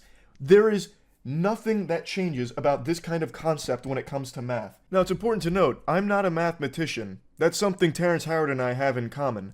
But I think if I was a mathematician, most of you would trust me less. You'd think I'd been indoctrinated by big math or something to keep the genius revolutionaries like Terrence Howard down when it comes to these innovative concepts of new math. No, an actual child could prove why 1 times 1 will always equal 1, and never 2. It doesn't take a genius to prove that Terrence Howard is wrong. It takes an ordinary person using their own brain a little bit, and Terrence Howard is hoping that you're not one of those people that think for themselves. For some reason, we've entered the age where people don't trust experts anymore. The individuals that have dedicated their lives to a certain subject like math now have the most scrutiny from the average ordinary person, thinking that they're wrong and evil. There must be like a puppet master behind the scenes controlling the experts. Instead, the average person would rather put their faith in someone that has never studied math and never done anything properly in the subject that they're preaching about, like Terrence Howard. He has dedicated his life to being wrong. Meanwhile, the experts that just get fucking torched by people that don't understand math have an entire history of inventions to show for it that these people are literally using to criticize them. These inventions that they take for granted is the product of that math, not Terrence Howard's teriology math. If teriology was the correct mathematics, where are those drones that he was talking about for Uganda?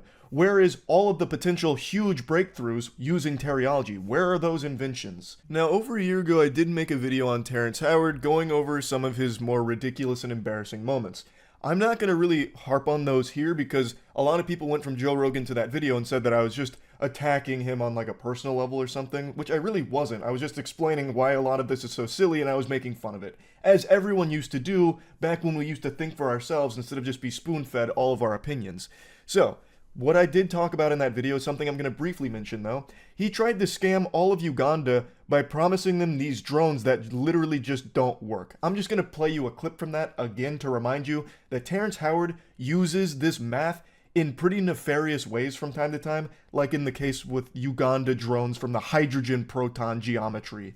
Was there for 2 years until I saw that there was an inconsistency with the math there. And so I went out to explore a new way of understanding how the universe works, and I was able to define the grand unified field equation they've been looking for and put it into geometry. Once again, just a friendly reminder, there is nothing more consistent than 1 times 1 equals 1. To represent it one more time, I have one box with one waifu cup in it. 1 times 1. The total waifu cups is 1. One box has one of these in there. There is one of these in total. And then with that geometry, I was able to put props on that. And what I'm saying is now we have invented a new form of flight that I would like to bring here to Uganda to replace the drones, to replace the helicopters, to replace the planes. Now, this is the geometry of hydrogen. Of hydrogen. Hydrogen. This is the proton itself. So any bond that hydrogen can make, our linchpins are able to make. It's been 2 years since this, and it doesn't seem like Uganda's any closer to having those Terrence Howard promised hydrogen proton geometry new flight machines that reinvent flight as we know it. But maybe it's just a project that takes a long time. Maybe he's at Area 51 right now cooking that shit up with the aliens. Who's to say? There's just no updates on it. So I'm excited to see Terrence Howard's update on these hydrogen proton geometry flying machines. But let's be fair here. Let's take a peek at both sides. Terrence Howard actually did publish something trying to prove that 1 times 1 equals 2 and that the world of science and math is wrong. You can read through the whole paper yourself if you'd like, and hopefully you'd come to the obvious conclusion that he is still incorrect in everything that he's breaking down here. He's using all these incredible leaps in logic to get to his conclusion. What I want to highlight, though, is in his own paper here, he has a whole section dedicated to the Inanaki Sky People. Some call them the Inanaki, the Sky People, whoever they were that gave naive generations some 6,000 years ago a multiplication table and a flat view of universal geometry. They gave that poor, misguided people a false axiom upon which to build their world. In a paper that's supposed to all be about logic and math, where the fuck did the Inanaki Sky People come from here like a jump scare? What in the world? That should immediately trigger your bullshit alarms. That is unhinged to include in this. Like, it showcases that he fundamentally doesn't even understand where math comes from in the first place. He makes it seem like math is something that was given to us. Math is not an invention. Math is a discovery. It's something we learned. It's not something that we created based upon an Inanaki Sky People gift. A ruse from the Inanaki. Also, I love how he can just slide in whatever nonsense he wants without any type of citation or proof behind it. Oh yeah, this is all based upon what the Inanaki gave us 6,000 years ago. Well, trust me, I know. I was there, actually. I saw it. Terrence Howard, I'm immortal. I saw it. I was actually there during the trade of the Inanaki geometry and the naive generation 6,000 years ago. That's how. That's my proof. That's my evidence. Like, people just take what he says and just run with it. Like, oh, that's great. And like, they ignore it. Like, on Joe Rogan, he had a whole section dedicated to how he can remember his birth. I was inside my mother's womb. And I was about maybe 6 months inside the womb. And I'm like, okay, don't forget I'm here. Okay. Don't forget. You go to sleep. You wake up again. Now something's moving in front of you, and you're like, oh, that's my friend. But I had a different name for it. I didn't know it was my hand. But I knew I had a title for it. Go back to sleep, all of those things. Then ultimately you get ready to come out. I remember all of that. You remember coming out?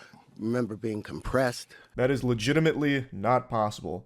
There were some doctors that weighed in on this because a lot of people were like, this is incredible. He truly is like this super genius. He even remembers being in his mom's womb. You can't. You actually can't. You don't even start storing memories in your brain at those stages because it is still developing. So they're not fully developed. Thus, those parts that are responsible for memory storage and memory retrieval aren't there yet. You can't. And you certainly wouldn't be able to recall them. Now, a couple doctors did say that in very rare cases, you can recall some feelings, which is why if you had like a traumatic birth, that could play a role in your life later on. Like, you do form memories as a baby, but due to infantile amnesia, you can't recall them. So the memories you're forming are things like your mother's face, shit like that. As a baby, you do form those memories. You can recall your mom's face, but as you grow up, you are never going to remember those moments. You can't. Except in like extraordinarily rare cases, which don't have a ton of documentation surrounding or proof around, but there are a couple of cases where people do claim that they can. But in Terrence Howard's case, not even those extraordinary circumstances go as far as him, where he's remembering in the womb and saying to himself, don't forget, and then giving a name to his hand. That's just ridiculous. And then he says that the proof of this on Rogan is that when his wife was pregnant, he'd shine a light on her belly and then play music. And he did that for like a week, and then he stopped shining that light and playing the music, and then the baby's hand pushed on his mother's stomach. That was his proof that Terrence Howard remembered everything in his mom's womb. Once again, a complete misunderstanding of the things that he's fucking talking about with it. And there were a lot of people that said like, oh, that was a really weird section, but he was right about everything else. Why are we ignoring things like that? That is not something you should ignore. That is very clearly a red flag in the logic and the person behind the logic. It's ridiculous. Like, they're like, oh, no, he was definitely weird about the whole remembering being in the womb nonsense, but he was totally right about gravity not being real. Like, disproving gravity, he fucking nailed. And 1 × 1 = 2, absolutely on the money with it. Been saying it for years. It's so ridiculous. People just want to believe in the most, like, I don't even know the right word for it. The most over-the-top special ideas just to feel like they're smarter than everyone else. At least that's the impression I get. Because there is no way you would ever logically reach these conclusions unless you just wanted to believe Terrence Howard because it's fun and it makes you feel special. That's the only way. Because if you ever try and employ any of these in the real world, they fall on their fucking face. Again, 1 × 1 never equals 2. So if you ever try and use any of the teriology in your day-to-day life, it's not going to work. You're going to be left high and dry with your dick in your hand. It's not going to function. It can't. It doesn't. And for some reason, we are now in this age where people are just like, it doesn't matter. He's probably still right. Like, what the fuck? It's so stupid and frustrating. It really is. Like, again, I'm not even mad at Terrence Howard. Like, it's not a crime to be dumb. And it's not wrong to, like, pursue things outside of the already established, mainstream belief system. I think that's extremely important to a healthy society, always challenging the things that you're given. But this is the exact opposite. People aren't challenging what Terrence Howard is feeding them. They're just accepting it with a fucking smile on their face and not asking any questions. Terrence Howard pursuing this is not the biggest deal in the world to me. In fact, I do think in a lot of cases that can be really helpful. If someone goes out and challenges like some really well-established theories or whatever, like, let's see. It's always important. But he has come back with incorrect conclusions and still preaches about how everyone else is wrong, without ever demonstrating why he's right. He has nothing to show for his teriology. No creations, no inventions, nothing. So it should immediately right there stop for him and be like, okay, you know what? This was, a fruitless endeavor. I didn't get anything out of this. Maybe the math that we have is correct and is consistent because look at all we have to show for it. Look at all of this around us. We're surrounded by the product of mathematic breakthroughs. And Terrence Howard's math has nothing like that. So it should have come back like, okay, it was worth a try, didn't happen, we move on. And then he could have gone into different avenues to pursue more knowledge or more discoveries, but he hasn't. He has locked himself down to something that is completely false, and he's taking as many people with him as he can. And I think that shit sucks. People need to stop just taking in other people's perspectives as their own and start actually just thinking for themselves and putting into practice the things that they're being told to see if they make sense and if they're right. That's it. I mean, that's really about it. I'm not going to keep droning on about this. It's just so fucking frustrating. That's it. I know many of you read the title and assume that this is clickbait or exaggeratory, but it's not. You may not believe me yet. Wait until I show you the evidence, the proof. This is the most unhinged individual we've looked at yet. He's equal parts frightening and fascinating, tiptoeing on the fine line between intrigue and how are they not locked in Arkham Asylum. It's a mystery here. He's like the product of a science experiment gone wrong, like if Professor Utonium added chemical cringe to the concoction instead of chemical X and then created this weirdo. Since I've been down this rabbit hole, this bender of consuming awful romantic texts and bad dating stories and bad dating videos and all of that, this guy is now at the top of the tier list for the weirdest. Like all great fairy tales, it begins over Facebook memes. So he says, "Did you block me on Facebook?" To which she responds, "Nah, my profile got deleted, maybe. I don't know. Lol. Long story." Then he goes, "You don't have to lie." I can just feel the sadness emanating from that line there. I can imagine him looking down and kicking his feet in some sand. And she goes, "I'm not. You can ask pretty much anyone. The profile is gone." To which he responds, "I'm not going to waste my time finding out you're lying to me. So now you're going to ignore me." This is, I'm assuming, a lot of time passing between those two texts. And by a lot of time, I mean probably like 5 minutes because this guy's fucking delusional. So he double texts her like, "Oh, so now you're ignoring me? Now that I've called you out on lying about this?" She responds by saying, "It's not like that, it's just I don't like being called a liar." He then claims, "I didn't call you a liar, I just wanted to know what was going on." And then she says, "I told you and you said I lied, dude." I don't even know why he's trying to pretend that he didn't call her a liar. He can literally look 2 text messages back and see that he point blank blatantly does call her a liar, basically. He's already off his gourd right now. He's fuming because this account that he follows posts memes that he likes, and now he doesn't get access to those memes, and he's throwing a temper tantrum. But really, at the end of the day, it's not so much the memes. He wanted to try and shoot his shot here with the individual who runs the account. He then tries a new angle by going for pity. He's like, "Oh, I'm sorry. Just been going through shit. That sucks about your Facebook." And then he's able to almost cobble together a normal human interaction here. She goes, "Shit happens, it's cool. Just been in my head and your memes brighten my day. I got weird because I didn't do anything wrong for you to block me like that. My memes actually got me banned." This reminds me of like the potion seller video on YouTube a while back. "You can't handle my strongest potions, traveler." But in this case, it's memes for Facebook. And he just goes, "For real? That's crazy. You post them all the time though. It must be something fucked up, haha. Well, if you made another Facebook, you better add me first. I'll be waiting, JK." To which she just tries to close it out by saying, "Lol, yeah." Next chapter in this cringe anime is him trying to pull out the Riz here, trying to showcase his game. "So what are you doing, dork? Haha, causing more trouble for Zuck?" He's going for like the playful insults kind of thing, like, "Oh, you dork, you fucking dweeb geek, what are you up to, huh?" And she just goes, "Nothing, just hanging out." "That's so cool." I love that with the exclamation point. He's like, "Whoa, badass. I bet you're kicking ass in Animal Crossing, huh? Is it that fun? It looks too much for kids. It must be since you keep ghosting me. Do you play any real games?" To which she's baffled, saying, "How is that not a real game?"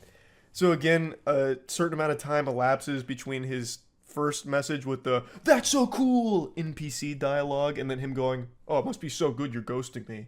So this guy's flipping emotions back and forth rapidly. His brain is all over the place. His fucking noodle is scrambled.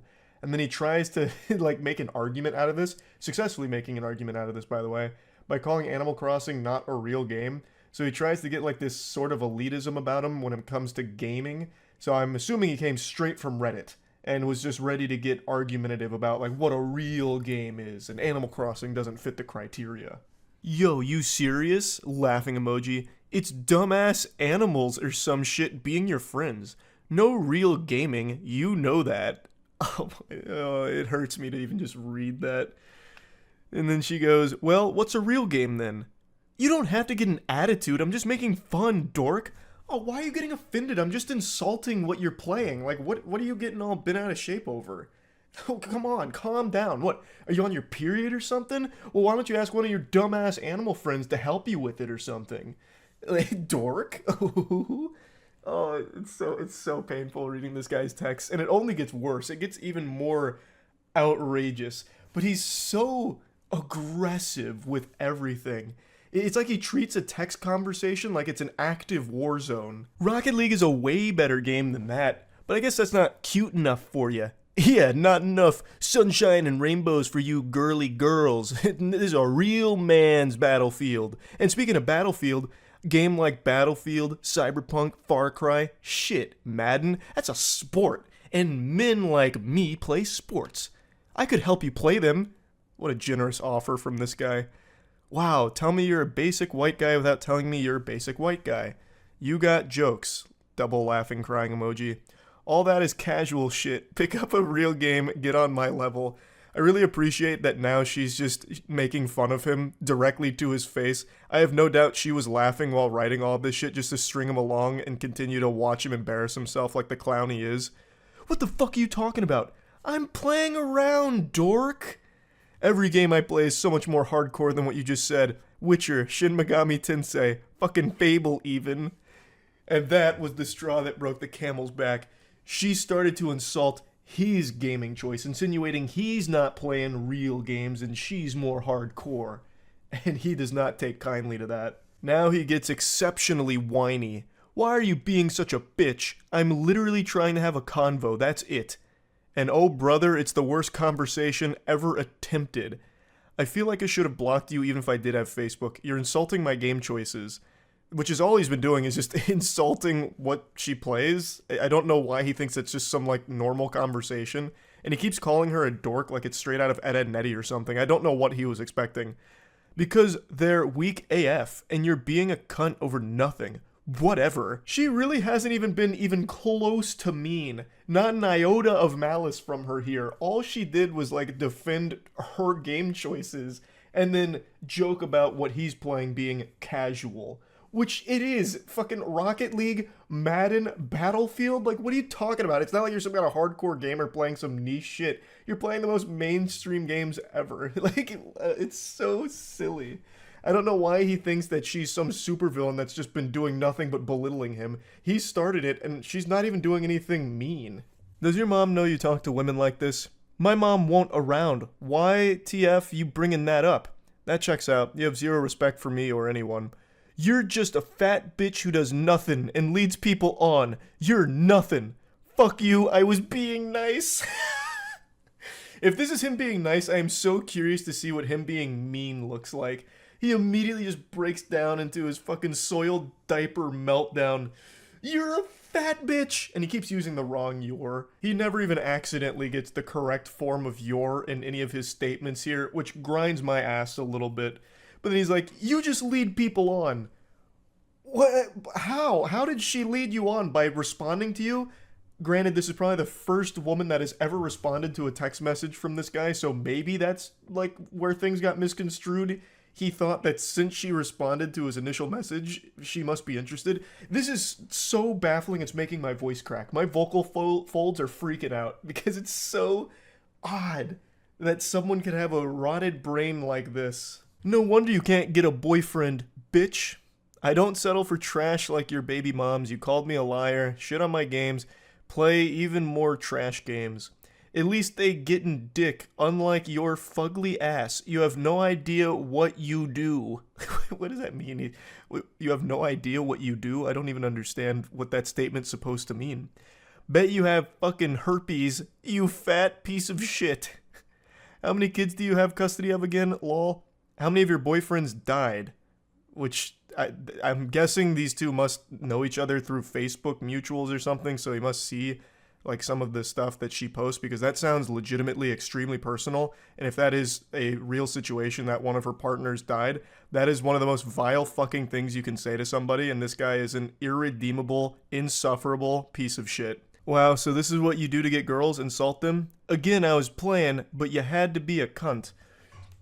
What do you mean you were playing? Your whole thing was just being aggressive from the start by just constantly spamming the word dork while insulting her playing Animal Crossing. She then continues to just take the piss, so she goes, okay, I'm sorry, I've been going through shit too. How are you at Rocket League anyway? And then immediately he just simmers down. He's back to like good boy status. I understand. I'm sorry too. Going caveman mode. I'm pretty good. I can show how to level up. What's your ranking? Platinum. So you're mediocre at best. I'm fucking Plat 2 and Diamond 2. And I'm trash. In Rocket League, Plat isn't very high. That's where the majority of players end up. So he's not good. He's not good at all. What's your gamer tag? Why? So it also seems like he's lying about this because no sensible person would brag about being Plat in Rocket League. So she's starting to catch him on a bluff where he's puffing out his chest and just lying about his Rocket League rank, which is even more pathetic. I want to see for myself. What console? What's the matter? You don't have an Xbox. I play on Switch. It's on all consoles. So he's starting to sweat a little bit like he's pressed against the wall. My gamer tag? Why? Why? Why do you want to know that? He tries desperately to turn this around into a situation where they can see each other, which sounds like it'd be downright dangerous to be around this guy. Why don't we hang and I can show you? What's your tag? I got trust issues. It's not that big of a deal. I mean, yeah, what is your gamer tag? It shouldn't be an issue, right? You're Plat in Rocket League. You're a big guy, a big man. What's the gamer tag? What do you mean you got trust issues? Again, ignoring that. I'm just curious. It seems like you're lying. I'm not. And then she drops a meme. It smells like bitchin' here. Which is just genuinely a normal, silly meme. It's not even like mean. If anything, it's clearly meant to be like a joke. And for some reason, this sets him off in the biggest way yet. A fucking atomic bomb in his brain here. And he unleashes the Godzilla heat breath. Cunt. Fuck you. Fat piece of shit. You have no idea who you mess with. Go die. Everyone at Dress hates you and thinks you're a slut. I thought differently. Wanted to give you a chance. I thought you were a nice girl and want to be your friend. I'm sure this was the best way you can do it. By the way, I have a fresh meme. Taking care of my kids, lying to women about my Rocket League rank. So she's just dropping some memes on him at this point here, just adding insult to injury. To which he responds, just kill yourself already. He's trapped in 2009 Xbox Live Gamer Zone. He's really fucking struggling here, treading water. I can hear the tears in his eyes right now. Literally feel them through his sad texting. Forever hard stuck Plat in Rocket League and forever hard stuck being alone in life with an attitude like this. What an absolute curse. He just continues speaking like an anime villain. Fucking with me, you slut. Wait, can I not get dick, or am I a slut? Pointing out a contradiction because he keeps calling her a slut and then also saying that she can't get any wiener. So he's all over the place. He's scrambled. Yeah, I'd bet you'd want it after this, you whore. Choke on a dick, whale. Just continues having a fucking conniption. Can't believe I wanted to build something with someone so dumb and nasty. And then again, she just responds with another meme. Like, what do you mean you wanted to build something with her? You reached out about feeling like you'd been blocked and immediately started calling her a liar. What world are you living in? What fantasy land? What? You immediately start by calling her a liar and then insulting her choice of games and talking about how you're like a real alpha gamer, not like an Animal Cross gamer like she is. It's fascinating. This is what I mean. Like, it's actually intriguing how someone's mind could end up so poisoned. Like, it is hard for me to comprehend it. Like, I don't get it. He is so all over the place. Like, he starts by getting really mean and aggressive, insulting her games and all of that, you know, then gets really personal, and then she's able to de-aggro him by talking about his Rocket League rank, which it calms him down, feeds him a warm bottle of milk. And then the second she drops a meme making a joke, again, he explodes once more. It's just so peculiar. Anyway, though, here's the finale. Everyone knows you're a slut. A little fat slut who uses people. Again, this comes out of fucking nowhere. She didn't use you. She didn't lead you on. She didn't do anything besides just respond to your initial unhinged messages. Couldn't get a boyfriend for years. That's because everyone... She keeps going. Got too much time on your hands, but I bet your mouth is filled with someone's nasty dick. And she just goes, yep, not yours.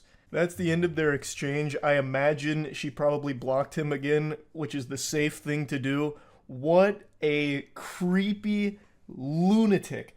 An actual fucking unsafe to be around individual. Like, this all happened over nothing. Actually nothing. Started because of not having access to some memes that he liked. Oh, painful. I had to share this one. I think this is now at the top of the food chain when it comes to like creepy people through, romantic text that I've been diving through. This one is a rough one. So yeah, that's really about it. See ya. There is no YouTuber more emulated than Mr. Beast. He has more impersonators than Elvis. If Mr. Beast was a Halloween costume, he'd be outselling Spider-Man and Batman combined. There are so many clones of Mr. Beast in these days. It's like he's done a shadow clone jutsu, but every shadow clone that exists is just a worse version of the original now. And they're getting more and more degenerate.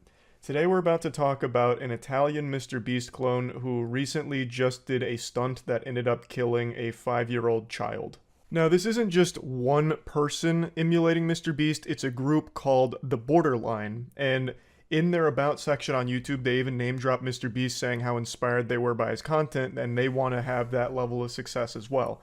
So if you go to their channel, you'll immediately see the Mr. Beast influence. They do basically the exact same content, even copying the thumbnails pretty much, doing the classic Mr. Beast hand, the one where he's like coming out of the grave like this. Like, they even do that, like Emperor Palpatine shooting lightning out of his fingertips for the thumbnail. Like, that kind of shit, they just immediately lifted from Mr. Beast in order to try and suckle on the bosom of his success. And it's working. Mr. Beast truly did figure out the online content creation formula. Copying Mr. Beast is a cheat code and fast pass to success.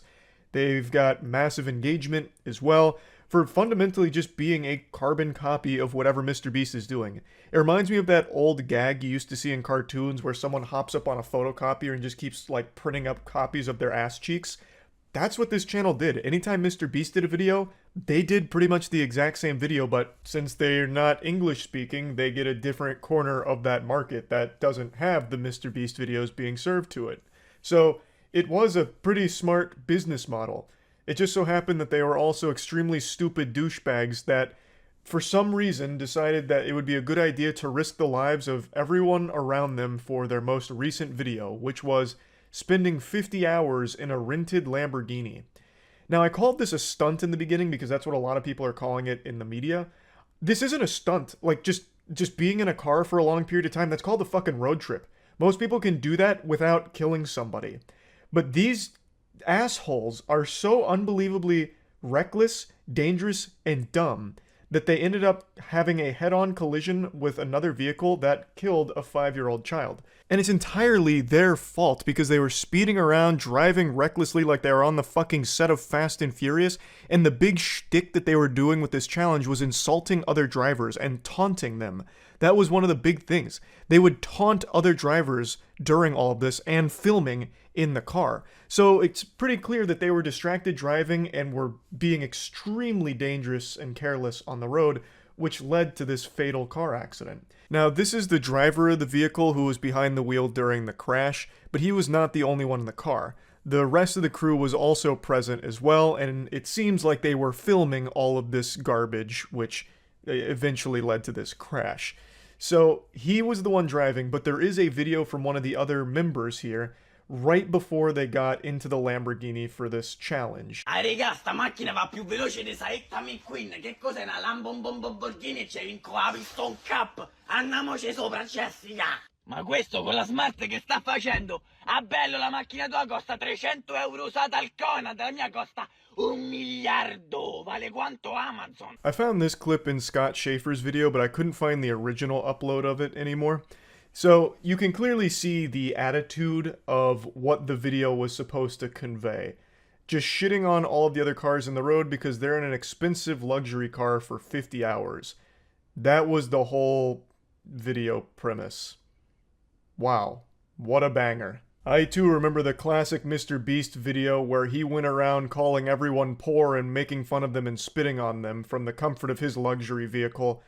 That one's timeless. That's iconic Mr. Beast moment right there. I also find it impressive how he actually just looks like a douchebag. You don't even have to talk to him to know that he's extremely obnoxious.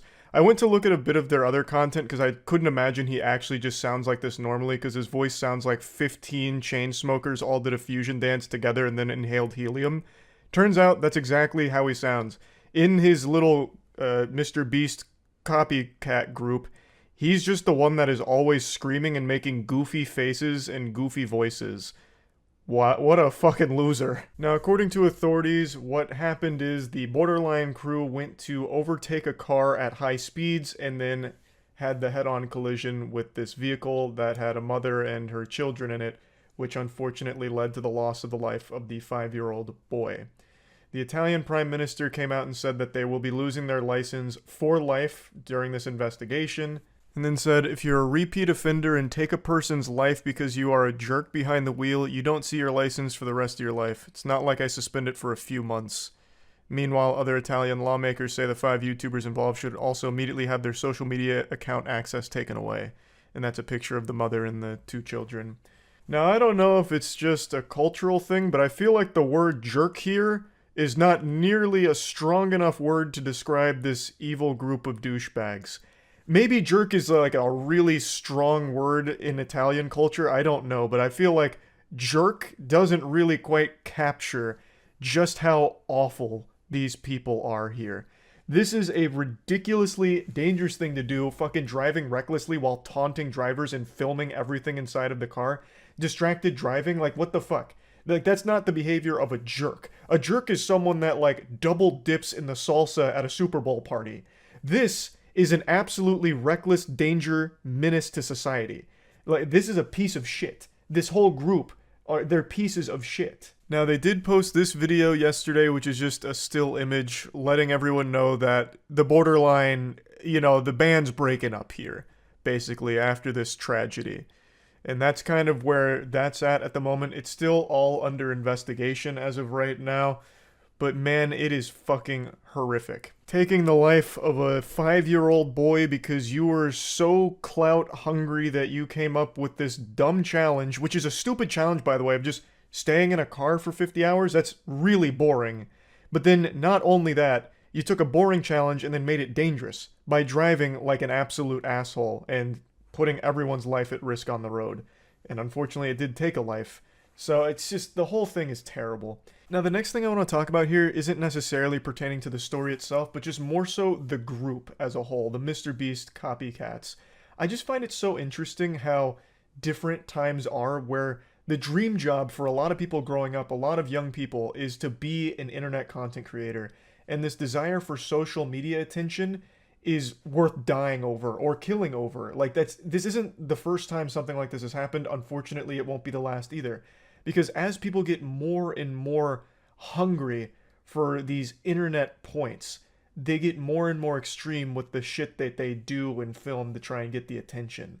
And I just find it so fascinating how different that is than when I was growing up. Times have really changed in a big way. I remember growing up in elementary school, they would ask you, what do you want to be when you grow up? And most kids give, you know, the very standard answers of, I want to be an astronaut, I want to be a firefighter. My answer was I wanted to be a professional basketball player and a professional football player at the same time. I thought I could really be the next Michael Jordan, but instead of baseball on the side, I played football on the side. And make no mistake, I was close. I was right on the cusp of achieving that goal, that glory. But unfortunately, the Lord had to nerf me, and I never got my growth spurt. I stayed 5'6". But imagine the athletic specimen, the weapon I could have become if I did get a little taller. I was so close. But the point is, that's really changed. Nowadays, most kids answer that question with, they want to be a YouTuber. That's like the #1 job occupation kids dream of. And for this group, they were living the dream. By all metrics, they were extremely successful. But they just kept getting more and more dangerous with the shit that they were doing for this viral fame, these viral videos, and then it led to this awful situation. It's just fucking sad. I have no sympathy for the YouTubers here. It is entirely their fault. They're old enough to know that what they were doing had very real risk involved. And I just feel horrible for the mother and the surviving child. This is a traumatizing experience that I have no doubt will most likely haunt them for the rest of their lives, and I'm wishing them nothing but the best here. But yeah, fucking awful situation that I just wanted to talk about a little bit.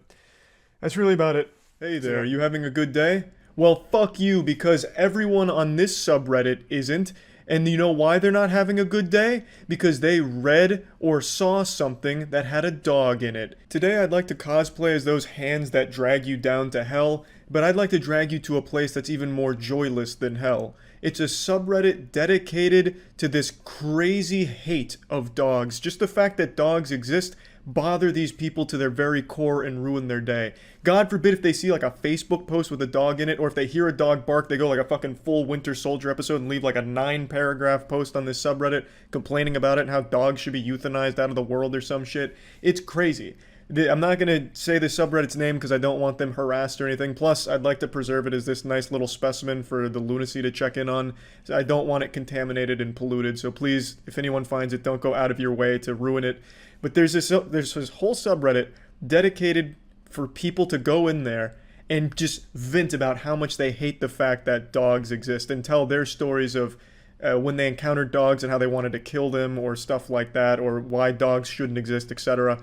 It is so sad. So unbelievably sad. Now, this also exists for cats, but today I want to focus on the dog one because they're a lot more hateful for some reason. Now, just in case one of these people from the subreddit is watching this video, I'm going to go ahead and call in one of my dogs. Just the sight of a dog makes these people just fucking melt. It's like taking sunlight to a vampire, like rubbing garlic in their face. Kata, come here. Kata. Good girl. What a good girl. Yes. All right. Now, please, come on, hop up. Join me as we take a look at the most unhappy subreddit on all of Reddit. Good girl. I'd like to start with the most reasonable of everything on the subreddit. So this is, I downvote anything with a dog in it. They go on to explain they're tired of seeing dog content. You know, there's nothing wrong with not liking dogs. You don't have to fucking love dogs or animals in general for that matter. But to go out of your way to make a whole subreddit and multiple posts talking about how much you actively hate dogs and the fact that dogs exist, that's pretty insane. Like, that's pretty wild shit. To just be so bothered by the fact that dogs exist in the world is such a weird thing to harp on. Like, what's next? Are you gonna be outraged at the fact that you can't see air with your own 2 eyes? Just fucking weird. But anyway, like with everything on the internet, the comments is where shit really pops off, so I'll read a couple.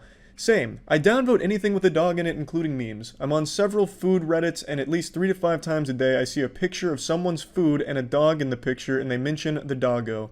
The dogs are usually looking ultra pathetic in the pictures and begging for the food in said picture. It's also pandering for upvotes / awards to have the dog in the picture because doggos are so trendy right now. I mean, I don't care. If there's even remotely a dog in it, I downvote it, and I'm not sorry about it. Yeah, this comment really reads like someone who doesn't care. Sorry, not sorry, just hate dogs. It calls them ultra pathetic. Like, what a weird thing to attribute to an animal. Oh yeah, I was driving around and I saw this fucking pathetic looking dog. Can't even do a bicep curl. Probably has a negative KD in Fortnite. It was so sad, so I just fucking spit at it. Like, it's not nearly as good as a human. Dogs can't do what humans do. How fucking sad and pathetic are dogs, am I right, humans? This person's whole identity revolves around their unique trait of hating dogs to an absurd degree.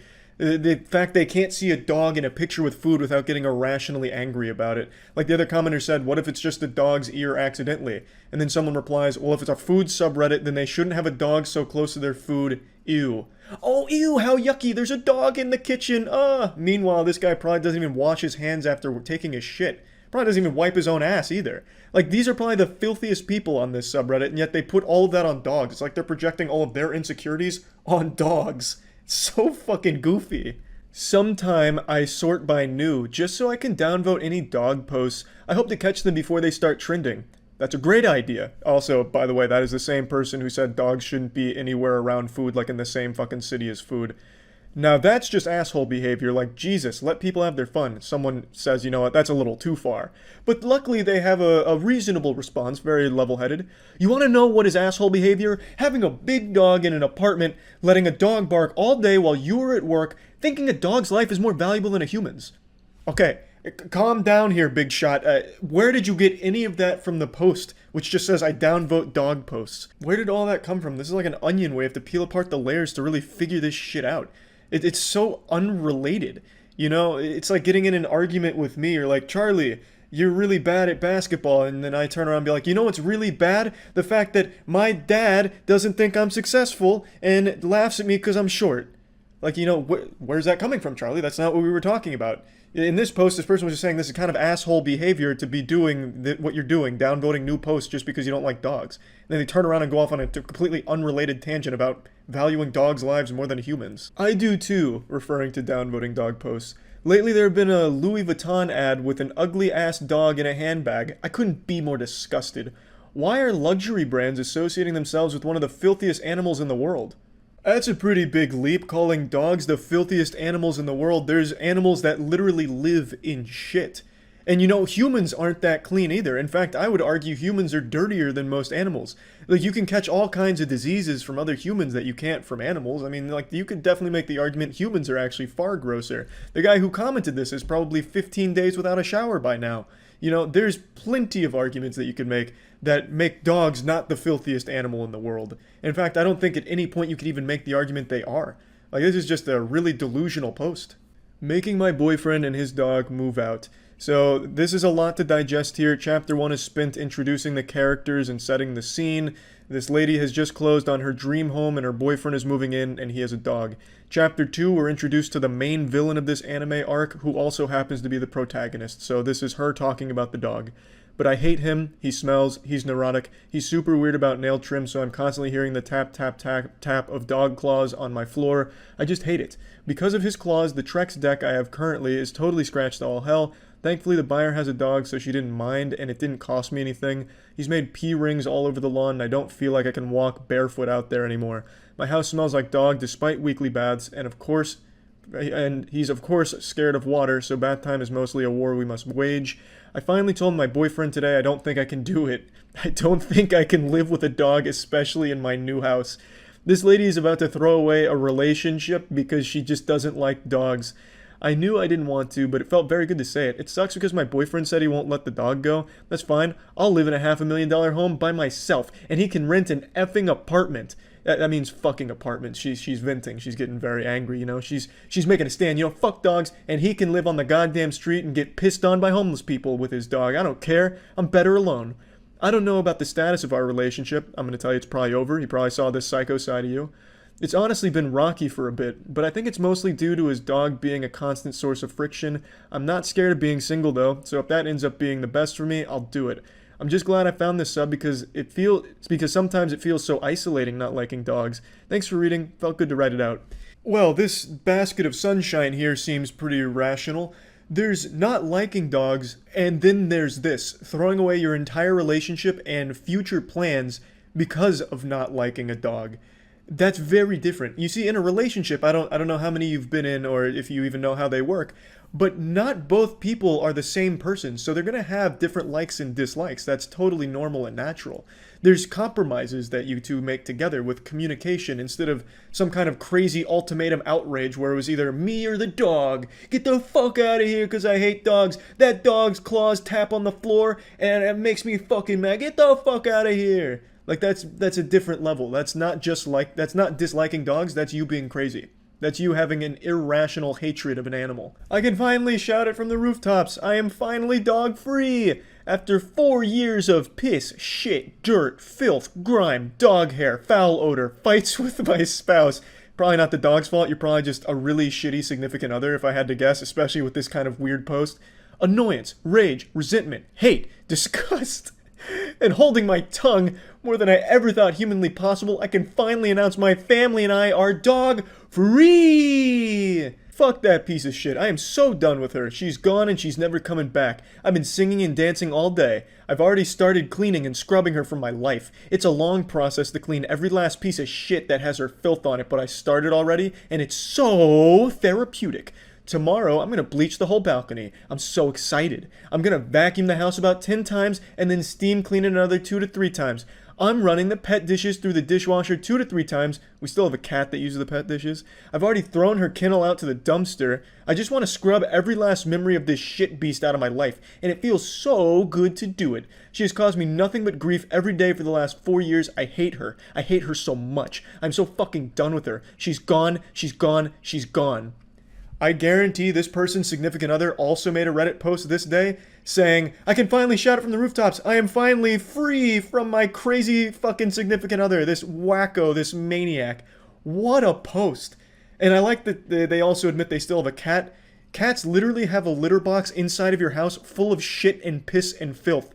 That is an actual cauldron of filth in your house. At least if you train a dog properly, they will go to the bathroom outside, which is out of your house, which means out of your immediate vicinity. You have all kinds of like, fucking cat shit particles floating around. I like cats not as much as dogs, but cats have a fucking litter box in your house, so if you're going by just like pure, poop and shit in the house, cats literally do it inside. Dogs do it outside when they're trained. This is probably just the worst dog owner of all time. Judging by this post, I think that can be said with a high level of certainty, just not very competent when it comes to animals. Or relationships, for that matter, since apparently this dog drove a wedge in their actual fucking relationship somehow. I hate seeing dogs on cat-dominated subs. Your shit breed isn't cute. It's always titled, "Are Dogs Welcome?" and the images of an ugly ass sniffer barely doing whatever the sub is for. The comments are idiots simping like, "Oh yes, haha, love your pupper, I would let it shit on my front yard, ahaha." I wish these subs would ban dog photos. I'm there to see cute cats, not dogs. If I wanted to see a fucking dog, I would go to drooling wastes of oxygen or some shit. Fuck your stupid dogs, Kimberly. I want to see legitimately cute things on my screen. Yeah, I'd let a cat shit in my house, haha. Like, this is such a dumb argument. Dogs shit outside, cats shit inside. Like, you like cats, but you point out that dogs shit in the front yard. Your cat is literally shitting where you sleep. Again, I like cats, but these arguments are absolutely ridiculous. You're a fucking idiot. Not liking dogs is one thing. Not liking dogs on a cat sub, totally reasonable. But to take it to an extreme, it makes no sense. There's so much on this subreddit. I only shared with you the top posts of the last year because I don't want to get too deep into it. So I just wanted to share the top post recently for the year. It's crazy. All of them also play this victim card where it's like, we're crucified for not liking dogs. People just can't accept that some people just don't like dogs. No, you fucking lunatic. No one is mad at you for not liking dogs. It's taking it to this crazy extreme where you make it your whole personality trait or the deciding factor in a relationship. That's to an absurd level. It's just so extreme and ridiculous. There was a post on there about this lady who in her Tinder bio changed it to "I fucking hate dogs" and went into detail about not liking dogs, and she was saying how she doesn't get matches anymore or something like that. It has nothing to do with the fact that it's dogs. It's the fact that you have this crazy hatred for something that you're just so willing to just wear on your sleeve. Like, change that whole thing. Instead of it being like, "I fucking hate dogs," change it to something, "I fucking hate Pepsi." If you wrote a paragraph about how much you fucking hate Pepsi, people would still look at you the same way and think you're weird. It has nothing to do with the fact that it's dogs. It's the fact with how hard you go in this hatred for it. Like, it's so weird. That's why people often look at you as like a circus act or like something goofy to read and be surprised about. To hate an animal to this level. There's plenty of things to not like about dogs. Sure, some dogs are aggressive. Maybe you had a bad experience with a dog. People have died from dog maulings. Yeah, that's absolutely happened. It's happened with cats as well, which they all, well, not all, but a lot of them on this subreddit seem to like cats, but it's also happened with cats too. Like, it happens. So there is things to not like about it. So no one really blames you if you're not a huge fan after having an experience or reading something that scared you. But to have this level of fixation on your hatred for an animal is crazy. There's a lot of posts in here where they celebrate when they get dogs taken away from their owners or get their neighbors kicked out for having dogs in a neighborhood.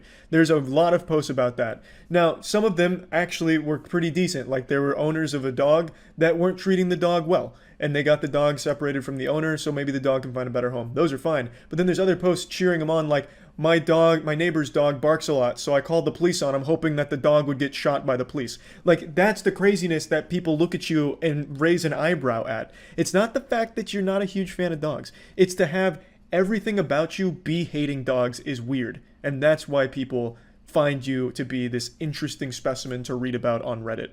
So yeah, anyway, that's about it. See ya.